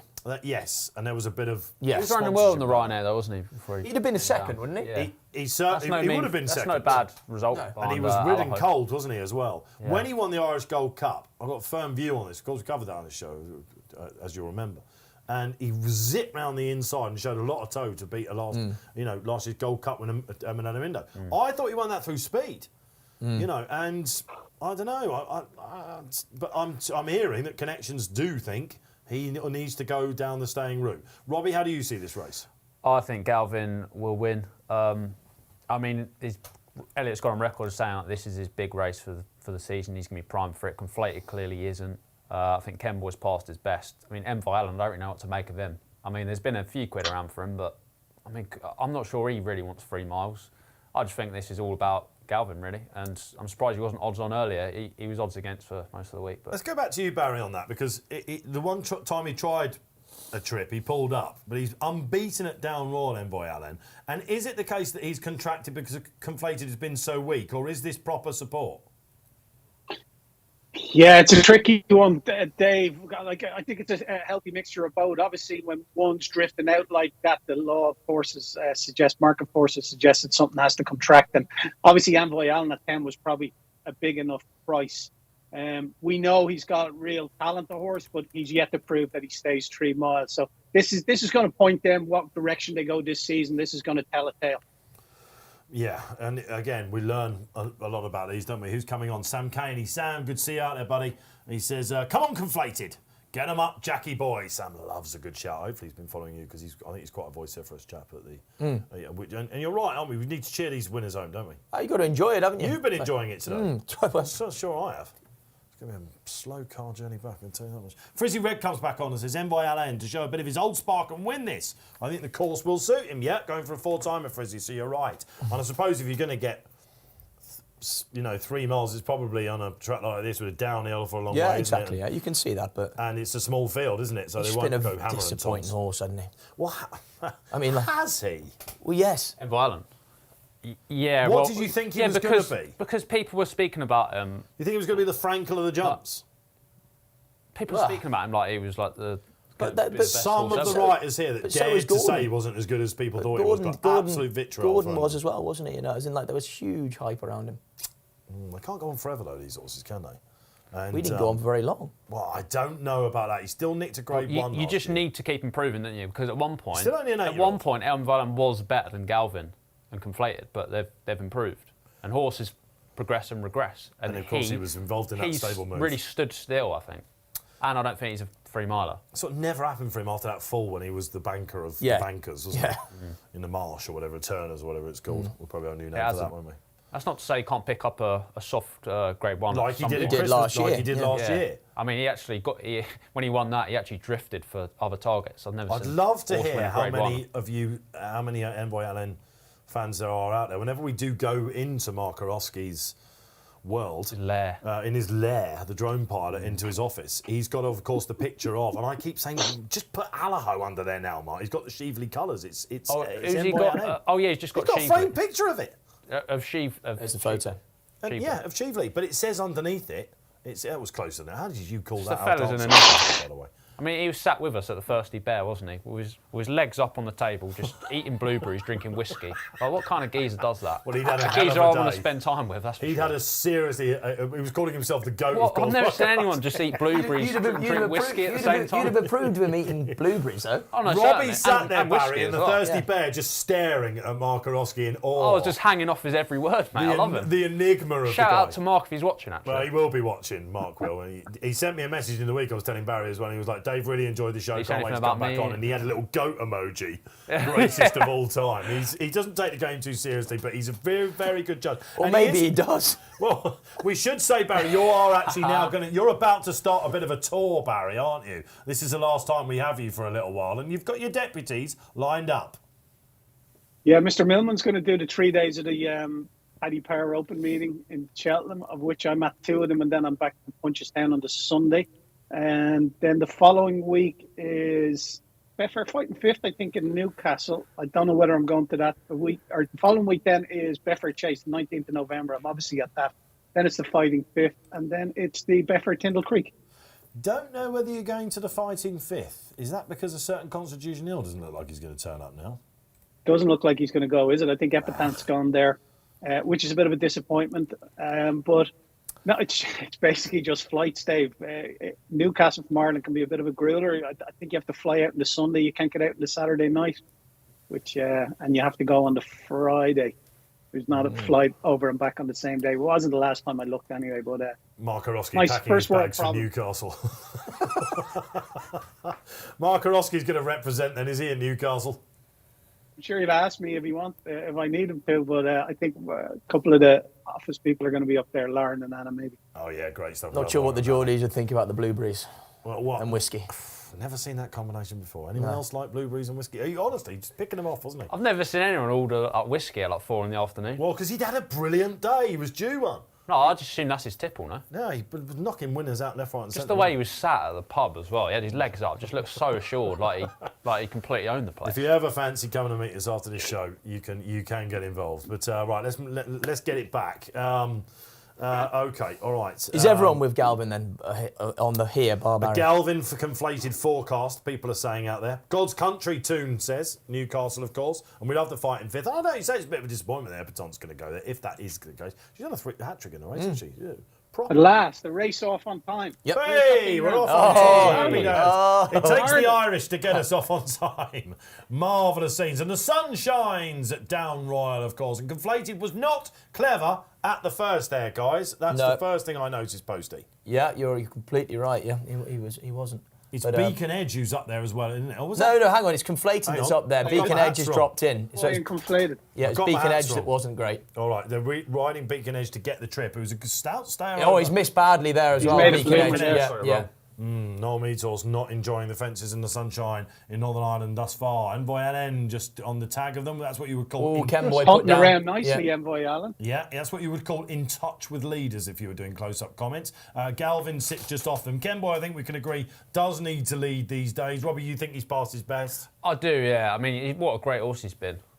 Oh, yeah. Marvellous horse. Just never really touched Cheltenham, did he? But I remember that Aintree when he had, he was a serious Oh yeah, that was an amazing performance actually. Yeah, it's good to see that he's still enjoying life and he's having a go. And Conflated almost looks like he's there to kind of get him out of make sure he doesn't get a freebie, doesn't he? Yeah, I'd imagine so, yeah. Certainly not riding Conflated like he's a Ryanair horse. No. I think he might end up paying for that. Yeah, and it might just tee it up for Galvin. Yeah. All right, okay. Ronnie Bartlett's horse's course. A little bit quiet on the Dusart front, isn't it? Who's just about Antipode's Ladbrokes Trophy. Do you need a prep run for the Ladbrokes, for the Coral Gold Cup, sorry? I can't think of many winners that haven't had a prep. It's a big thing, isn't it? Yeah. Dusart looks like he's going to go with that one because Nicky can't get them out, So, I don't know, if you're a Dusart fan and for that showpiece coming up... Why can't he get them out? There's so many races because of the ground. The ground, of course, all right. I don't know, Frodon didn't go for this race. He'd have been fine on that ground, wouldn't he? Yeah, I mean, it's not as testing as I actually thought it would be. It was all about the handicap mark with Frodon. Now Conflated does walk out there, yeah. Envoy Allen going quite nicely. All right, Barry, we're embarking on the home straight for this famous Grade 1 by the real top notchers over the years. Looks like Travel Florida Pearl, to name but a few. I can remember doing it. And what does the market say? Is there any change whatsoever as Galvin starts to warm up? Not really. They're all travelling well in themselves. The race hasn't really started to develop, and it won't if they jump down the back straight or around the top of the bend. 1.73, Galvin trading that in running. The Betfair SP of 1.90. 4.2 Envoy Allen, who travels really well and has skipped over all his fencing. Which would, I'm not putting the mockers on him there. 9.8 Kenboy, 12.5 Conflated. That was actually Envoy Allen's worst jump of the contest. Amazing how often we say that here and how it seems to happen. Of course, there can be no correlation whatsoever. Let's have a look on the inside. Yeah, again, since you said that, Barry's been a bit A deliberate. little bit slow over it. Yeah. Like Barry Just needs to spoilers. give him a bit of a kick in the belly, maybe. I do it 100 times. People must scream at the telly when I say something's jumping well. But at the moment, yeah, well, just a bit sticky, isn't he? But I don't know. He's still an 8-year-old. He must be pleasing them at home, I think. Okay, but Ken Boy finally, I'll tell you what, the fact that Conflated hit that fence means he's just been able to get a little bit more free and easy up front. Yeah, he has. But I mean, I think Paul Townend has just been going sensible anyway. You know, as in Ken Boy's got into a reasonable rhythm. Conflated's tracked him throughout. Galvin, you know, just being ridden very patiently, warming up to the task. Envoy Allen jumped well for it. I mean, he didn't make any notable mistakes those couple of fences. He was just a little bit slow, wasn't he? And Beacon Edge seems to have finally warmed up with his jumping. Okay, I said we were bidding farewell to him. He's just a bit hesitant, Charlie, in his last three. Yeah, exactly. Envoy? Yeah. He's just like you say. You just like to see him have a bit more of a cut, but he's not really making mistakes. He just losing half a length in the air to the two in front of him. Is Galvin a little bit further back than he might have thought? He sort of sat off in third, isn't he? Again, he's just jumped economically. You know, he's not been making ground over his fences. Well, I'd say Davey would be happy Yeah. the way he's going, but Yeah. they're 2.18 odds against now, so 5-4 near. Yeah, so I'm not the only one who thinks he might have sat a bit closer. I wonder exactly how well Galvin's going, actually. But Ken Boy now starting to put his foot on the pedal, Robbie. Just a bit, mate, yeah. Oh, Wee. Who was that? Yeah, Galvin. Galvin, yeah, Very chased slow away. jump. Yeah. Sort of it just didn't look like he was that comfortable. Could we be seeing a bouncing operation here? Of course, we've got still a fair way to go. And he might just be he's getting a bit tap for toe, of course. This was a horse that won the National Hunt Chase a couple of seasons back as a novice. Beacon Edge now starting to warm up a little bit as well. I guess if you're on Conflated, despite the drift, I'll tell you what, the market still can't have him. But for me, he's the one probably to be on at the moment. I think, though, what you're seeing is like they've gone very sensible, and whether Galvin would be jumping better if they're going forward a bit more. David is trying to wake him up a bit more now. Like he almost put in a massive leap there. Yeah, he just got stuck in neutral a bit there and like missed out because he's kind of like not really engaging himself. Whereas all Now of a the sudden he race wants to click started him in on. earnest. Yeah. Yeah, now they're getting Now going. It racing. looks like Conflated's about to put some pace right into the race now, and he's definitely eyeballing Ken Boy. Beacon Edge, as a result, is feeling the pinch. Envoy Allen still going fine, and Galvin on the outside. Robbie, Galvin looks like he's going as fast as he wants to be going, doesn't Yeah, he? exactly. Yeah. That's what I think it was Yeah. on the far side. Maybe you might be right about the track, Barry. Robbie? Yeah, I wouldn't be too confident Galvin's going to win this. I couldn't believe that Conflated was still when we He's picked 11-4, Robbie. Yeah, 11-4 now, all the way out. Now. I mean, we he's know going he to need stays. Conflated. Something's got to we go know that wrong, much. barring accidents. He stays. He stays. I wouldn't be writing him off just yet. Oh, that's interesting, isn't it? All right. Tree Envoy Allen got clear favourite at even money. She's trying to go between runners, and I'll tell you what, Paul Townend said, no. On the outside, he's now going to go. Paul Townend has shut the door there, and it means that Envoy's come off the rod. Surely Galvin's gone now. Conflated's running So absolute Conflated, despite the drift, amazing race. it looks like Jack Kennedy is going to nearly just about take this out. But Envoy Allen, could this be the staying performance we've waited for? Unbeaten at Down Galvin's Royal. done. Everyone will be shouting Gold Cup after this if he comes up best. Ken Boy's filling his lungs on the inside. Conflated hasn't got home. The market drift told there, just not quite ready for today. She's throwing the kitchen sink at Envoy Allen. Ken Boy coming back, which means he's not staying. Go on, Envoy. Looks like he's going to get back, doesn't it? play. One time everyone thought he was the second coming. He bounces back and nicks Fair play. another grade one for Henry de Bromhead, Rachel Blackmore, and Ken Boy's run an absolute steamer. Barry Orr, Galvin Stank on the far side. The lay goes in. I'd never think that track has suited him, but that run's probably too bad to be true. Really, he's beaten a long way out there, Galvin.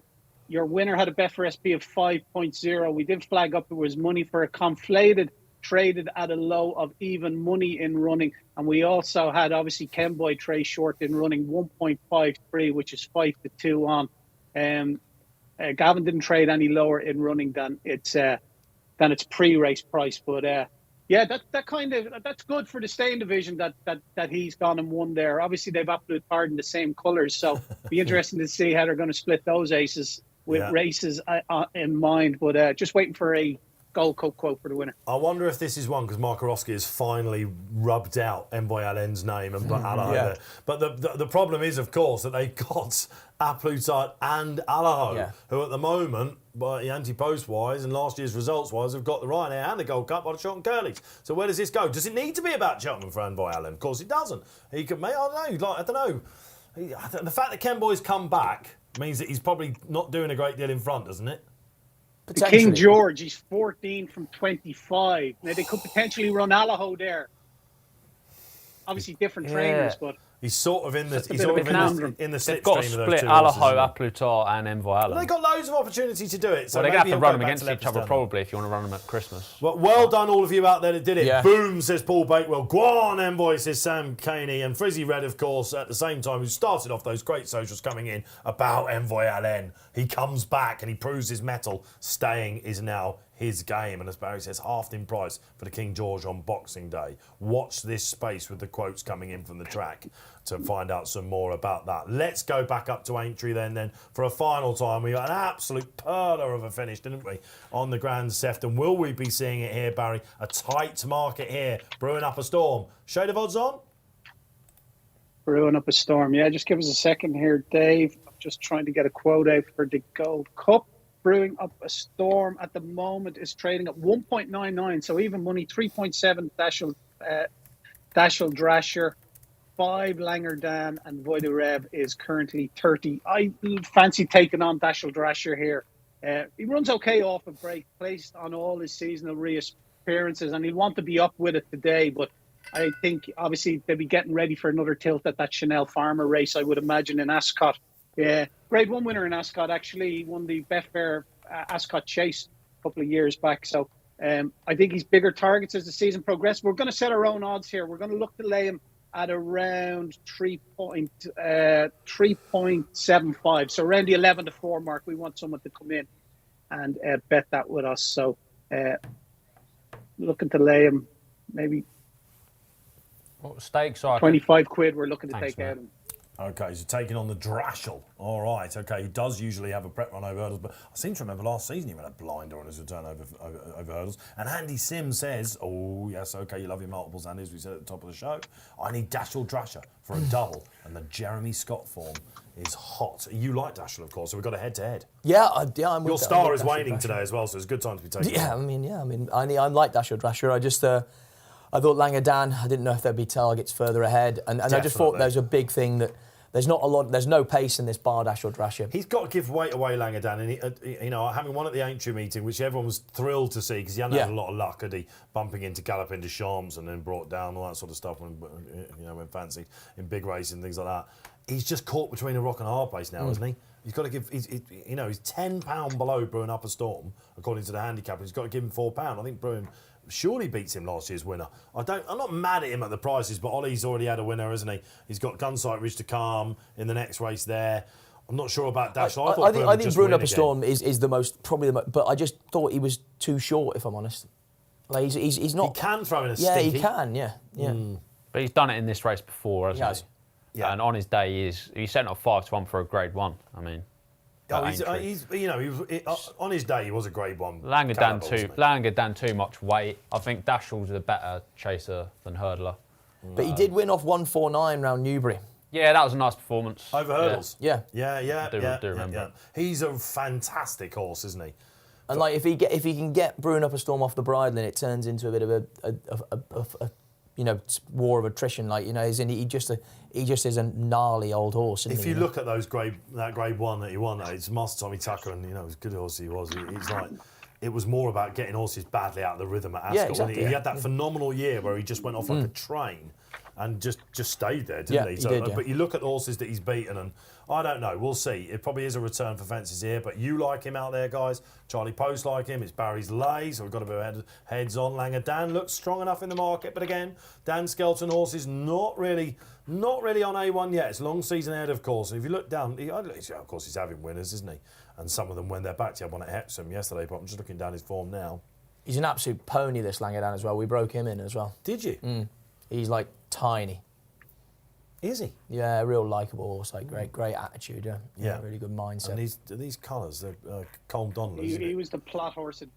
Yeah. Yes, he was. He got brought down, of course, didn't he? And behind Banbridge in the Martin. Yeah, Pipe after his prep run at Taunton. Oh, that was At the end of February. I covered that in the close-ups, and eye catcher was put on it. Again, the fact that they are coming out now means that they're probably going to have to dip their toes into sort of graded company. We were talking about this on the way in, weren't we? We were saying there are 2 mile handicap hurdles. Yeah. But there aren't too many for the There's not, no. intermediate division, are there? Dean Lewis says, is Brewin a sure thing. Well, I'm hoping that a storm about to find will out. indeed be conjured up for you, Dean, out there. I think he is. Yeah, you like him as well, Rob. Yeah. Keeping it simple then. Seeing the ball big is Wilders. All right, okay. Good luck wherever you're playing. Last visit to Aintree. We've got then one more to come. Oh, so royal time coming up at Wincanton. And then the final flat race of the year on Racing Post Live in 2022 is the November handicap. And away goes Dashel Drasher in front. No surprises there, right? And that was one of your angles, Posty, wasn't it? Yeah, I just thought, like I say, there was no other obvious pace, and he might just get an easy time of it. Oh, Hang on. jeez. Oh, no. What's going on here? Oh, dear. Oh, goodness. No. All right, I'm going to leave that one with He you, does Posty. he did that at Cheltenham, didn't he? Yeah, I mean, look, as in he's I'm he's glad had a you're bit. taking that one. He's had a bit of a shimmy in front of the hurdle, and Sean's come out That's the a side soft door. one, Yeah, Steve, yeah, isn't yeah, yeah. I mean, completely. It's one of those again. Yeah, he'll want to wince when he watches that back. That was an awful unseat. It was not good. No. Yeah, all right. Okay, Dashel Sean- Drasher's odds on now, 4-5. Well, there we go. So he's gone about 7 lengths clear of Lang and Dan, who, if you're Harry Skelton, you were saying, OK, I thought the horse that was going to take me into the race is not there anymore. Yeah. And if you're Rex Dingle, you're thinking, hang on a minute, where's Brewing gone? And if you're Wada Rev, you're like, I'm going to pick up some nice prize money. Thank you Yeah, I very mean, much. if you're Harry, like, you know, as in he's now between a rock and a hard place, because yes, you don't want to be giving this horse in front too much rope, but he also is like in a situation where he doesn't want to get dragged into kind of doing too much early in this race and getting out of his own tempo. So fascinating, really. Yeah, all right. And if you're on the Dashel, like posting a lot of you out there, that's the game, isn't it? Very much so. I bet Ollie's spitting feathers at that, isn't he? Yeah, I mean, I texted him earlier to say well done with that. I don't think I'll get in touch now. No, Gonsight Ridge to come. Let's hope for better luck in the 318 for the Murph yard. All right then, okay. He's having a bit What's of a Brewing Up thing. a Storm going to do here? Oh yeah, Brewing Up a Storm continues riderless, funnily enough, and thinking, oh, hang on a minute, I'm still going to have a run round. Is he giving Dashel Drasher a good bit of a move from grill, Rex or- Dingle. He's just pulled his stick through to his left hand because I'd say he's aware that, yeah, Brewing Up a Storm might duck round the wing, which he's just done now. So good ride in that, like good awareness of what's going on. He put the brakes on a little bit, Dasher, isn't he? I think he's kind of like, I don't Well, know. I wonder if he's taking him back to try and get Brewing Up a Storm out of the way. And you see he's pulled his stick back through to his right hand now and he's going to try and press forward and get by him. That's what you get on this Analysis. show, a bit of technical analysis from the jockey coach. Whoever knew he'd make up into one of them. And a circuit to go then. We're having a bit of fun here on Racing Post Live. As ever, we need it on a dreary I suppose day. that's a bit like saying you on a Sunday morning coaching those kids football. I know, you should see me, absolutely. doing the Cruyff turn or whatever It's else fair- in front of those it's fair kids. To say Yeah. I do a lot of Cruyff turns, I don't do a lot of warm-ups. No. But they respect It's when the you did voice the of Orton. two-footed challenge on that 8-year-old I have to last say, week. I'm thrilled to have my voice back, actually. Last week's show was a little bit croaky, but as you might have gathered, the voice is back in Powerhouse. All right, Barry, then. Langadan closes slightly on Dashel Drasher, who continues to have a little run around. Yeah, 10-9 on Dashel Drasher in running 2.4 Langer Dan, and it's 12 Void of Rev. Market's not dismissing his chances just yet. A horse I've fallen for plenty of times on this show. My detriment. Yes, we have. And I wondered whether he might be a bit of a pace angle in here as well. They must, Barry, have been thinking to themselves, well, this is a lovely chance to get some prize money into him, isn't it? Because they've ridden him Nearly cold. But 2,600 quid. yeah, well, exactly that. And but now Conor Farrell must be thinking, hang on a minute. I might be having a little say here. Yeah, Dramatic he's in the racing. single figures now, 8.6. Is he really?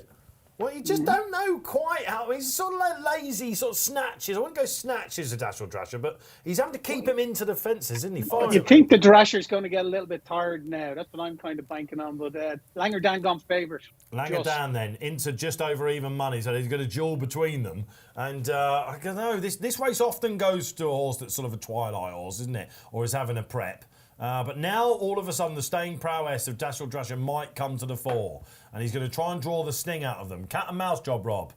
Yeah, very much so. I think Dashel's going to be tough to pass here. All right, so the front runner then for Robbie, and still now does go favourite. What's he got under the bonnet? Well, the he's not Langer? doing a stroke in You said front he's of Dashel tiny. Drasher. You know, he's flicking his ears around, and it'd be interesting to see. Look, like Barry said, he's either going to need this prep run, he's going to fold up, or something's going to come to him, and he's going to really start to pick up. They're Because challenging wide of him as well. Yeah. Look, What a rev. He He must be shortening. I'll tell you what, Fada Rev is the one who's absolutely travelling, isn't he? And you Yeah, have to think I that Langadan's not picked Nothing up though, whatsoever. Dave. You know that. What a rev. Yeah. Here we go then. I'm not trying to put the mockers on, Barry. I'm not trying to do that. But Dashel Drasher does stay all day. Conor Farrell trying to take him wide. What's he holding on to, Posty, is the question. well, we're going to find out. But I Mine's mean, nothing, Dave. often he doesn't find anything, and this other horse on his inside Oh, is yeah, a real it's not, street is it? fighter. And Langadan's not having this yet Langadan's either. coming back now.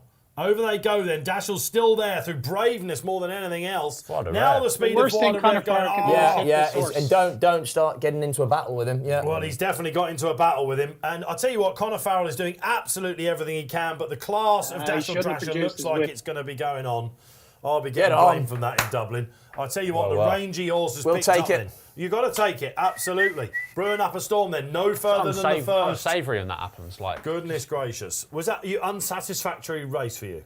yeah. Hey, you can call it unsavoury, but I mean, I can't help the result, Robbie. Yeah, results No. are what you're, Yeah. what you're All credit basically to you, judged on in this game. But you just can't expect things like that to happen, can you? All right, No. Barry, we've got a bit of time before we go up to the So Royale benefit race. That's the elite hurdle at Wincanton. Whether you're taking him on or not, we'll get to after you tell us how low Wild Rev he did go.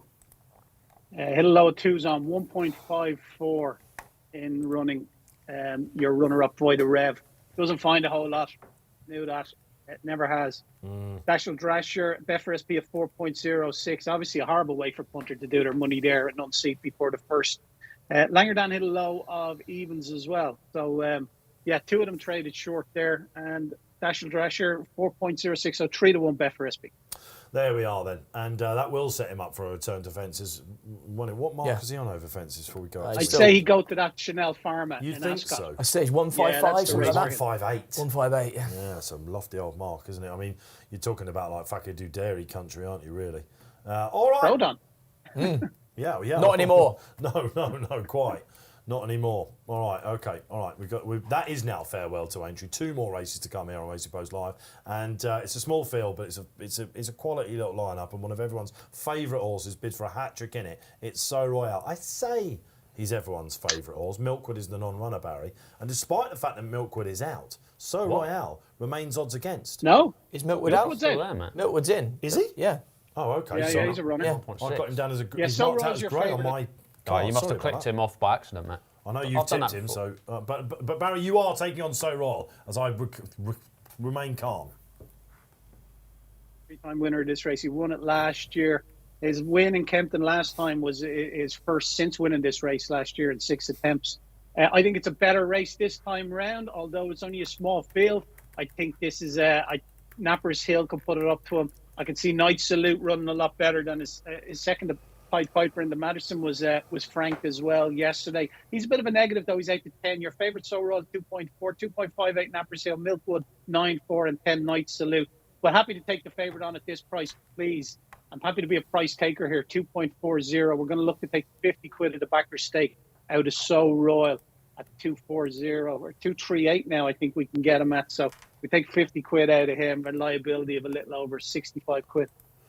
All right, didn't quite manage to pull it off with Dashiell Drasher, but some other lays have gone in for Barry today, and he's hoping to the penultimate race. We'll see the favourite sunk. Paul Bakewell, like this, booms like shelling peas, says Paul. Racing Post Live needs me. LOL. We need you, Paul. We need you. I'm not sure we need you on camera, though. But marvellous. I don't know, maybe one day we'll do that. What do you reckon? Yeah. Get open the floor up to get a guest tipster in. Sounds a good idea. Paul Bakewell just gone to the top of the list. Yeah, he's up there. He covets the cup. Paul, we're only having a laugh, and absolutely, look, like quite genuinely, we love it when our regulars come and join us. We love to hear from everyone new as well. You make the show out there, guys. Thrilled that you're having a good day. Well done, Andy Sim, as well. You needed Dashiell, didn't you, for that double? Nicely in, sir. All right, So Royale time, So Royal time. Again, fences, hurdle, a little bit unlucky not to have gone very close in the champion chase. He's that sort of horse, isn't he? He continues to do it. He came out at Kempton last time, skipped off the ground. This is his race. I am surprised he is as big as he is. Yeah, same. On a 4-timer here in this race. Yeah, he's a fantastic horse, like you say. One of those very rare horses that can switch between hurdles and fences, sort of seamlessly. And can hold his form. Yeah, and yeah, I mean at the weights he just wins, doesn't he? I think so. You don't, Robbie. Nah. I think he's more likely to win the Nappers. I don't like Nappers over this trip. 1 mile 7. That is a Sharpen surprise, up, isn't it? Yeah, sharpen up. Let's go to Barry on that. Barry, what did Paul say about Napper's Hill? Because he looks like he's been very strong in the market. Yeah, he gave it a very, obviously, he gave it a very favourable mention. He was thrilled with the way he quickened up to beat a competitive field in the Silver Trophy. He thought his jumping was a lot slicker. He thinks he's a great chance. There you are. All right. Okay. And the fact he's coming here, I don't know. Is it a lack of 2 mile 4 races or so? I remember Paul saying last season when I spoke to him for Betfair, when I'm lucky enough to go down there, this isn't an embryonic chaser, and I thought, well, maybe he'll be a staying hurdler then or something like that. But he looks like he's a nifty old chap, doesn't he? And we've seen the Silver Trophy forms worked out rather well. Lord Baddesley, we put up in that. Yep. If you remember, Robbie, he's come out and hosed up since. Yep. Proshimo, who probably wasn't at the races that day so much, really came on for that. He's come up and won a grade 2. 3 mile grade 2. You think he'll get lapped here, do you? Can't knock the form. No, I just think it'll just be a bit short of toe. I think Milkwood's more, like just now and out 2 miler, isn't he? I'm surprised there's not a bit more money around for him. Yeah. Night Salute's badly treated on the terms of the race. So Royal is the likeliest winner for me, but I don't know. Eventually, Did you think it was going to be odds on when you were doing your previews of all this? I did. Yeah, 100%. I thought Nappa's. I had Nappa's much bigger in my tissue, but I mean, So Royal. It was a good comeback at Kempton, but he should be beating Sebastopol and Born to Sea pretty easily, shouldn't he? Like, that was a nothing race. This is 16th tougher. win last time at Kempton. I think if he faced Milkwood, I don't think there's as much in it as the prices suggest. All right, they're going to... Basically, he'll probably have a break through the winter, King, he says, unsurprisingly, and then he'll look at something maybe like the Melling Chase again. They might step him up as he's getting older. He'll be 11, of course, but 16 wins. That's fantastic. Yeah. How many jumpers do that? You know, it is absolutely fantastic, isn't it? A lot more... And he was never quite, that championship winner. But he has turned up. He's raced against the best, hasn't he? You'd have to wonder, wouldn't you, if the one that got away was the champion chase that day, wouldn't it? When he got a bump. Yeah.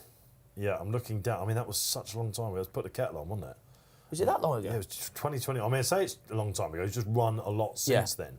But this is his playground, isn't it? And he beat. I mean, they're nearly joint favourites here. This is a stronger field than what he faced last year. They're nearly joint favourites. Hosed up. What Nappas?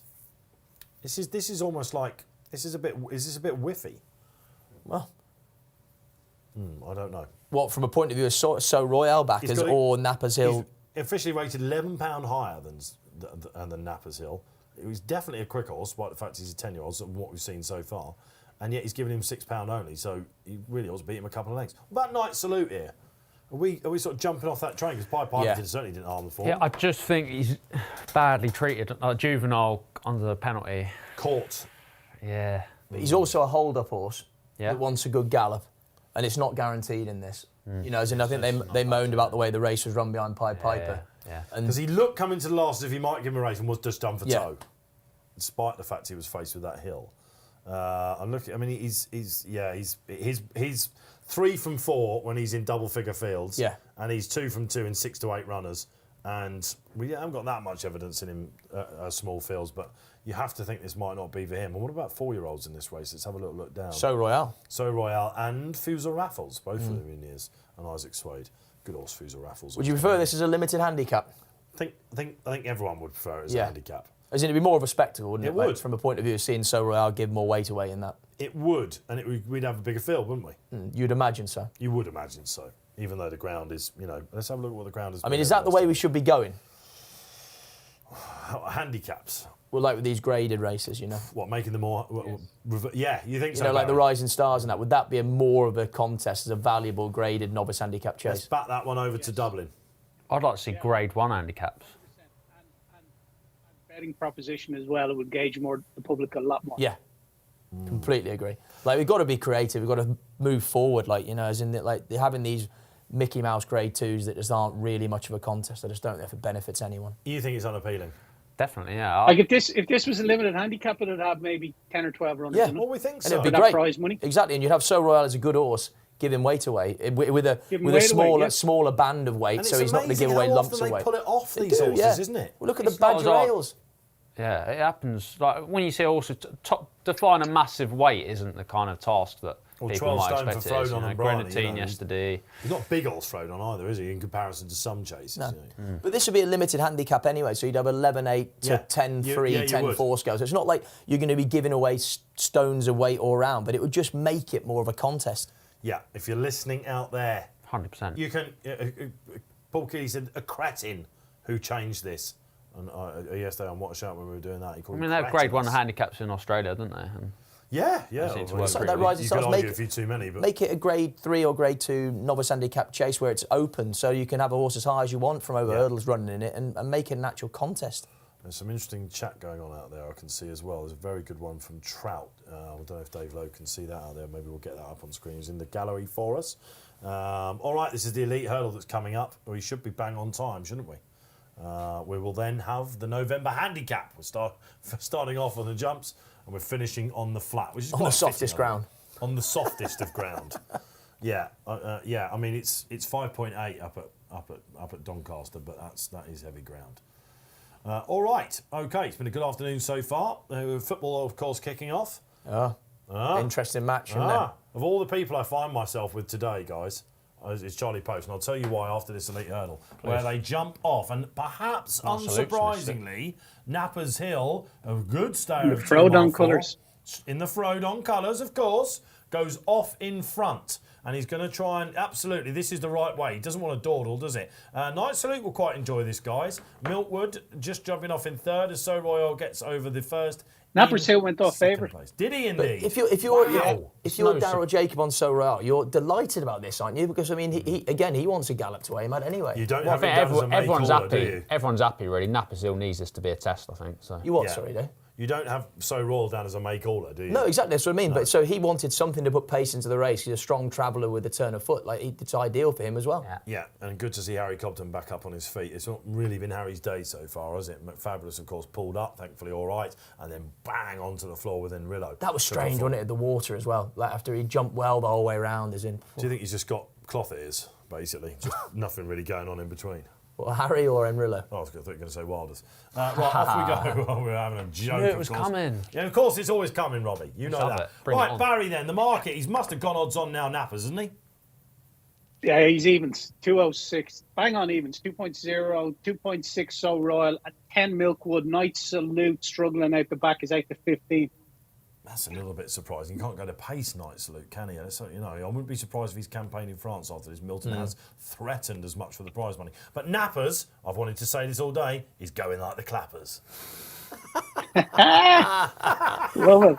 I had it coming. You could have reacted better than that. No, I love it. That was a lovely throw on line. Yeah. All right, okay, but So Royal is basically there. And I'll tell you what, who would thought you'd be getting any 13-8 like you are now about So Royal? And he's absolutely stagged. And So Royal's done nothing wrong yet. He's just travelling and following, jumping nicely. This is a sort of, I don't know, if you're on Milkwood, you're quite happy as well, Rob. Yeah, he's going nicely, yeah. He's got loads of good handicap forms. Scottish Champion Hurdle winner, of course. I suppose he doesn't come in a slight bit on the exchange. All right, okay. Then where are we? So Ryan, a massive price. I can see some of you saying in running as well on the chat. Looks like, I don't know, Night Salute. We're going to have to go back to the drawing board with him. They're turning on the famous sweep then. And he wondered just exactly, is it creepy from Sam Twiston Davis on Milkwood? Or is he going to get the juice out of these two up front? I'm not so sure. This is sitting duck time, isn't it, this? Well, it's stalking time, isn't it? He's trying to pull it out of him, isn't he? Yeah. I mean, Harry, it's a great contest, isn't it? Harry Cobden, a really aggressive attacking ride, and the two horses following. Minute, doesn't he? Well, you'd say so right now. On there, So Royal. Let's see what the young horse has got then. Of course, So Royale's now got to produce hang on. Buy him. I'll tell you what. Well, I think exactly. Is he just timed this right, Harry class Cobden? from Cobden, isn't it? Here we go then. Could It's just galloping, and a great jump from Nappers, but he was nimble. So Royale as well. Milkwood can't go with them. It looks like the younger horse is going to do him. He's trying his heart out, So Royale, but we're running out of ground. And I'll tell you what, credit the young horse. This is not over yet, of course. It is. And he's over. Oh, I tell you what, he wasn't great there. It's a long old run in as well. So Royale, though, he's just been done by younger. This is a make all, I think, isn't it? Well done, Barry. He's got the lay good in. shout. The penultimate lay of the day goes to Barry Orr, and Gamble landed, I think. Famous double in those colours then for Paul Nicholls, who just drew the sting out of the now rising 11-year-old. So Royale's run an absolute belter, though, hasn't he? He ran a cracker, yeah, very good ride. Took advantage of the situation, and he's trapping at the end. I wonder if we've seen a very interesting horse there, Barry Orr. Trading low 166, your runner-up So Royal. They pulled a long way clear of the third horse. I think Night Salute was third, or about 40 lengths back to Night Salute. But great ride from Harry Cobden. Obviously, he's only a 6-year-old, Nappers Hill. That's a nice win to get in the boards for them. It'd be interesting to see where they go next with him now. All right, Okay. Got to give the horses some respect now, haven't you? Really? Yes, I mean, absolutely. EBF final winner, Silver Trophy winner. That's great placing by Nichols, isn't it? Like, you wouldn't have had him He's down a as master at that. Yeah, he is. Grade 2 hurdle winner. But like we said, like Before we about switch to taking Doncaster. advantage of finding graded What does contests the handicapper and do winning with with him them. now? Right, he's given, you know, a good beating to you know, £5 wrong at the Good weights, wasn't he? yardstick. £5 wrong at the weights. So you're and looking at he's beaten 10. him. He's got to go 10, hasn't he? that puts him on a mark in the mid 150s, which is kind of again Twilightville, but he's still improving. He's with Nichols, and again, it's not all about the champion hurdle, is it? Well, could we be looking at Aintree hurdle also? What about Betfair hurdle? Well, it's just about the mark for that. Is 156 too high for that? Back that one back to Barry a bit, but 156 would be plenty high enough for me in your big race. Last year off 135. Yeah, the mark he was. You want a sort of 140-ish horse, I think, and it usually goes to novices, doesn't it? Not second seasons, but very likeable horse, guys. And a lot of you saying great ride. Harry Cobden, Sam Caney. That was quality from Harry. Sam's having a day of days. Christmas hurdle? Why not? That's a good shout. Fighting fifth? Watch out for Paul's Ditch Heat Diaries on Monday. Will always be revealed. Yeah. There we go. Not to be missed, of course. I mean, again, Kenton right-handed flat track similar to Wincanton, you know, as in... It's got to be Christmas hurdle, isn't it? And then you've got like the Afka hurdle, the one that no one likes at Sandown. You know, all these you can go mopping them up, can't you? Yeah, but he does it time and again, like just gets on with winning races and winning good prizes. You know. Yeah, he's now 9 from 12 in his career to date. That's very good, isn't it? Yeah. Yeah, and So Royale was not stopping there. No, he wasn't. He was not at all. He just couldn't get him. He looked vulnerable, didn't he, Robbie? Coming to 2 out and then kicked on again. Yeah, I was really impressed by that. I mean, I think Christmas hurdle would be quite a nice fit. He showed a bit more speed there than I thought he might have. Who's the horse that sort of graduated like this? Silver Streak, wasn't it? Do you remember? Yeah. He beat Epatton in that, didn't he? Yeah. Famously. I mean, I don't think Epatton's invincible at all. No, but it's... No, I'm just saying for going ahead this season. So I don't know. We don't want to over-egg it with Napazil because, you know, he's beating a 10-year-old So Royale and not a lot of people like Barry thought he wouldn't fight today, but I think So Royale's pretty much run his race there. I don't think there are any excuses. No, he was trapping. Yeah. Again, all right. And like you say, they put distance between them and the third. Nothing wrong with that. Really, really enjoyed that. Shall we close the curtain then on this wonderful flat season that we've had? It is the November handicap coming up. We've got the Breeders' Cup tonight, of course. We'll give you a tip from that before we go off. I am sure as they start the card on Sky, as we can see at the moment here. But it is time to go up to Donny then. And what's the market saying? Now, do we have a group horse heading the market here, Barry, or in Israel? Yeah, 3.8, really short day. At that, for my money, 11-4 Israel, Nathaniel Green 8.29, Metier. Tee Up 8.8 has been very popular. Emmett Mullins bringing that one over. First Officer 10, 18 Mr. Allen, and it's 27 Bar. I like Nathaniel Green. That penultimate race in Haydock, a mile 6 on soft ground. It won well off 82 in July. Then went to York for a top handicap. Traded at even monies in running that day in York, but was only 4th behind Post Impressionist. I think the softer the ground, the better. Adam Farrar claims £3. And at 2.82, it's on a bit of a slide. So we'll set our own odds here. We look back at a 2.86 or 2.88, actually, please, Robbie. We're going to have 25 quid win at 2.88. We're going to look in the 6th place market as well. He's 184. Now we're going to look in the 4th place market. We're currently trading at 2.5, which is 6-4. It's 6 places on the Betfair Sportsbook here, but we'll stick with the win and place on the exchange.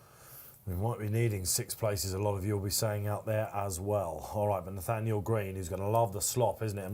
And Haggis had quite a few earmarks for this. We spoke to him before, Baid signed off, and this was the guy that was going to war for him, so he is interesting. And he'll stay all day. And Craig Ruggett says, on to victory each way, first 7. No-brainer. On to victory, of course. He won this in 2020 as a 6-year-old. You think, I'm just looking for the oldest horses to have won this. A 7-year-old Litigant won it on heavy ground for Joe Chute in 2015. Another social comes on. Tritonic, a big price. He will do for me. The McNeil family, of course, hoping for better luck than Abyssinia Citizen in the Grand Sefton. And again, class horse in the race. He's off 102, Lots of weight. 5. Yeah. Litigant carried 106, though. It can be done. Did he? Yeah. Can be done. Right, where do we sit with Israel, people? Will he appreciate the ground that heavy? I'm not so Tritonic. sure. Well, Tritonic.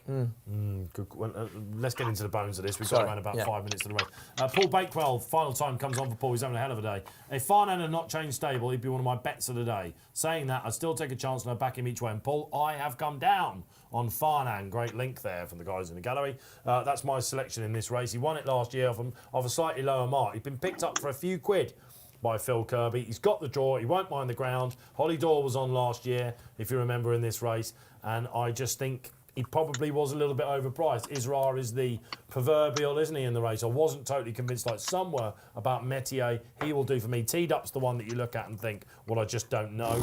Yeah. I just don't know. He was all right last time at Leopardstown, but he's not been with Emmett Mullins too long. Mr. Allen's a horse I like as well. Tritonic, love him. Semhan's a horse I like. Don't think he'll go on the ground, and I don't want to be Israel at the price. You are a Metier. Lots of people Metier. are as well. Give us the case. We've not seen him on the flat in 3 years, and I just think he's improved a lot over hurdle since then. I just think he's going to be well treated. He's got everything in his favour. He loves heavy ground. Mile 4 would be perfect. He's quite a quick horse over jumps. Just brilliant records on heavy. It looks like they've been waiting to team up for a big handicap. He was a non-runner in the Chester Cup, I seem to remember. Possibly the worst Tolworth of all time, wasn't it? Was it Tolworth he won? Yeah, well, beat Shake 'em Up Harry, didn't he? Who's not hard to remember. Not a great horse, but he did it easily. Hard to remember. He's a maiden on the flat. Yeah, but he ran some good races in defeat. No, he's not. He has won. Sorry, he has won one. He won. He did win a race. Win. Yeah. Andrew Slattery. He's unbeaten on heavy, basically over hurdles. Yeah. And he loves it. This is the sort of plot that you can sort of see why not. See Gary Moore doing it, see Pipes doing it, don't you? Trying to exploit these. Harry Fry's form, is that all right? Rioja ran all right, didn't he? Yeah. Earlier on at Aintree. But yeah, I'm flagged that up going into this. Like I say, there's a horse at Cheps I know had very high hopes of him. He was beaten 3 out. And it just makes you wonder. And the run to form's low, isn't it, I think? Around about the 30s or something like that. Yeah, 31%. All right. So we've got a bit of a slot fest. There are some historical trends. You might want to look towards this. The last single figure draw was Art Scholar in 2012. Why? Because they tend to peel right off, don't they? And it usually goes to a horse that's placed on its last run as well. So, inform horses, basically. Isra impressed me when he won on his return, like he did a lot of people, because I thought he probably would just RPR need of it. 114. Don't give those out too. Is that too what he often in got? handicaps, yeah. Well, he ought to be winning this then, shouldn't he? Well, yeah, strictly, but 3-1 in a 22-run handicap. It was also his first run since July. And Well, I mean, look at the they're breeding. backing up, aren't they? Out of Tag Ruder, finally living up to that. The Oaks winner. Yep. Yeah, I really liked him. We put him up when he won the London Gold Cup at Newbury, and he ran really well at Royal Ascot, didn't he? Wasn't so good when we last saw him in July, but they've been waiting for soft ground for him. It's that firm as well, isn't it? Yeah, exactly. And he's drawn in 21, for a which very- ordinarily you'd think wouldn't be good in the race. I think we can say if he wins this, he's going to be running in Group 1s, really. But he next probably, season. but he is a group horse on Group paper, isn't he? 1 pedigree, yeah, for sure. And if I didn't realise he got a 114, I mean, here he is running off 106. Yeah, that's big, he potentially got, I don't want to say a stone in hand. Don't say that, yeah. All right, I won't say a stone in hand because that would make him a 120 horse, Rob. And you wouldn't. I like don't know. Well, he's not that yet, is he? Gas, he's by a July Cup winner. Obviously out of Tagruda, but I mean, Yes. Muharar gets loads of stayers, doesn't he? Who's with this? Yeah, he does. Yeah, if funnily enough, Does make you think, like, what could he have done over further in his career? it's a Sea of Stars. I've mare. gone first officer. You have. Yeah. Ex-Varian. Yeah. Now with Jane. Yeah, and seems to be improving for her. Like, won well at Nottingham on soft ground, then just got beat at nose at Doncaster. Up until Farham won this last year, it was a tricky race for 3-year-olds. Yeah. I don't know. Yeah, he's Over 10 interesting. furlongs. horse. Step up another 2 furlongs and trip. I don't think it's the end of the world. Yeah. All right. Okay. Deja is another horse that might go well here. Paul Keeley's put that one up. We haven't seen him for donkey's years for Peter Chapelheim, but again, a horse that should love the ground and disappointed in this race, I think, before, but handicapped to go close. Right, this is the final race of 11. We got there, guys. So much more to come on this Saturday. 11 or of course. 12. And of course, yeah, we did. We got your 12th night in there, Barry. Of course we did, and it was a winner, man. Dr. Ken. Dr. Ken, yeah, one to look out for, I think, isn't he? Absolutely. Oh, it's Cheltenham next weekend, isn't it? Woohoo! Cannot wait. The open meeting. I do get a little bit excited for that. We'll be with you on the Friday to remind you. Bruce Millington coming back into the shores. Would you believe it on that? And then we've got a Posty batch double. And Keith Melrose also coming back into the studio as well, the betting editor from the Racing Post. He's already had a double on the day for price-wise sitting in for Tom Seagull. Good luck, whatever you fancy in the Breeders' Cup. Maybe we'll give a little something about that before we go off, if you don't mind, guys. But this is now the November handicap. I'm going Friday, Saturday, Sunday next week. What, to Breeders' Cup? No, going next year. Are you? Yeah. Do you fancy that, do you? I would do that. That's what something I want to do. Santa Anita next year, isn't it? I've been to Santa Anita. Not for a Breeders, but a lovely part of the world. We go, will we? IA. Well, if you teared up, mate.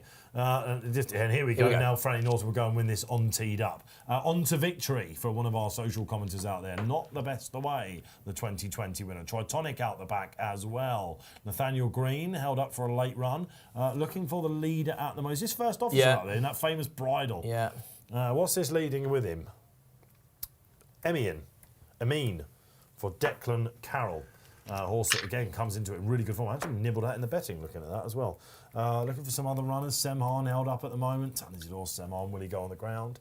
Isra, where's he, Robbie? He's about 4 wide.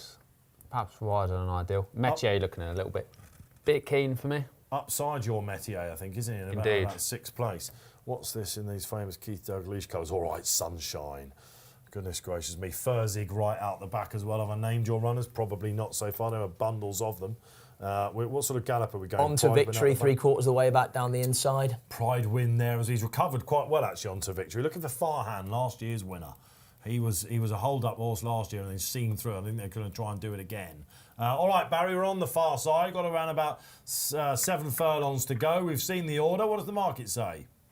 Yeah, is our still favourite 3.6. Metier into 5.8. 6.4, Nathaniel Green. If I'm looking at the right horse, he's near last and first, Nathaniel Green. I don't know how he's shortened at all. Wow.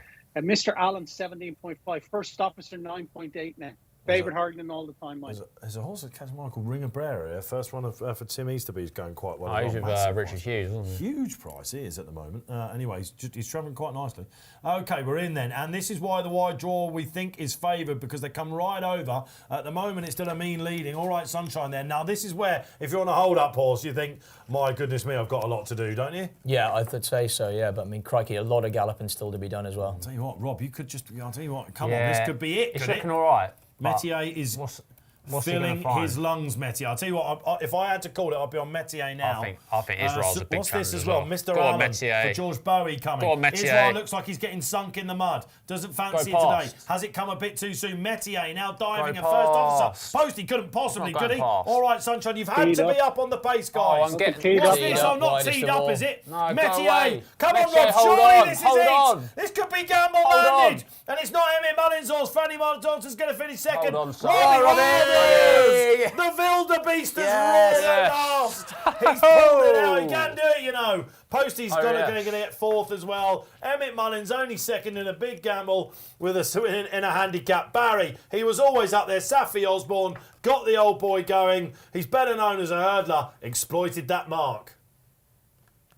Yeah, Betfair SP of 8.0, so bang on 7-1. Had been matched on the exchange pre-race at a high of 13 at around 12-1 and all the way into 7-1. So almost half in price. Eminine, who made a bold show, traded. I'd only trade at a low of 15. Teed up. Betfair SP at 10, traded at a low of 1.3 when he looked like he was. He never got to the winner, but he looked like he was going well at that stage. 1.3, 3-1 on. But great shout, Robbie. Good way to finish the show. Cheers, Buzzer. I think if anyone's on a hold-up horse there, they're thinking, I never stood a chance, did I? It was one of those. But look, the Jumps boys take out November handicap. Harry Fry, what's wrong with my form? Nothing. Yeah, fair play to him as well. Yeah. I mean, it'd be interested to see now if he can translate that back to hurdling, won't it? Well, you go back to that Lingfield million. You'd imagine so, yeah. You think so, where he was very well gambled on there. Paul Keeley put that up as well. All right, what a fitting way to end the show. Wilders, happy days. Yeah, it was good fun, mate. Yeah, Jolly bring good. it on. Nice price at Frodon early in the weekend, Metier. Unflappable. Anything at the Breeders' Cup tonight? Got any favourites, right? Pogo, I like. I don't know if has the money come yet. In the I mile? saw he was 22-1 yesterday. I He's a thought big old price. he's isn't got he? stall 1 though. He's gonna be tough to He's get going to past. bounce out. Oh, no, He will. I'm tired of the pogo puns. Barry, will you watch a bit of the Breeders tonight with a Desperado? You've earned it. I'll watch all of it, yeah. Really looking forward to it. Fancy above the curve in affiliate mares. Johnny Velasquez for Joseph O'Brien. Rock hard as nails, isn't she? And old rival Nashwell to beat. Posty, you'll be having a bit of this. Yeah, Stone Age in the turf for me. Stone Age in the turf. I like one in the turf as well. I thought Nation's Pride would win. If I had to give you another one, I think Stone Age will win. That's why I like him. Yeah, of course. We can't go head to head, can we? I suppose Jackie's Warrior's a bit short. Would that be one to take on? What price is Golden Pal at the moment? That was the one they wanted to talk about yesterday. And in the classic, of course, it's Flightline. All right, well, I won't go against it, but the greatest horse in the world runs at 9:40 tonight. It's a social time. There are fireworks going on everywhere around the country. This has been Racing Post Live. Thanks to Barry Orr and Betfair. Charlie Post, another great service. Thanks, mate. See you next weekend. Wilders and a winner. Absolutely, mate, yeah. Happy days. Best of luck to all those trying to get Glastonbury tickets tomorrow morning, like myself. All right, OK, good luck with that one. He had to end it on a random one. Thanks to the guys in the gallery. We're off. He's working. See?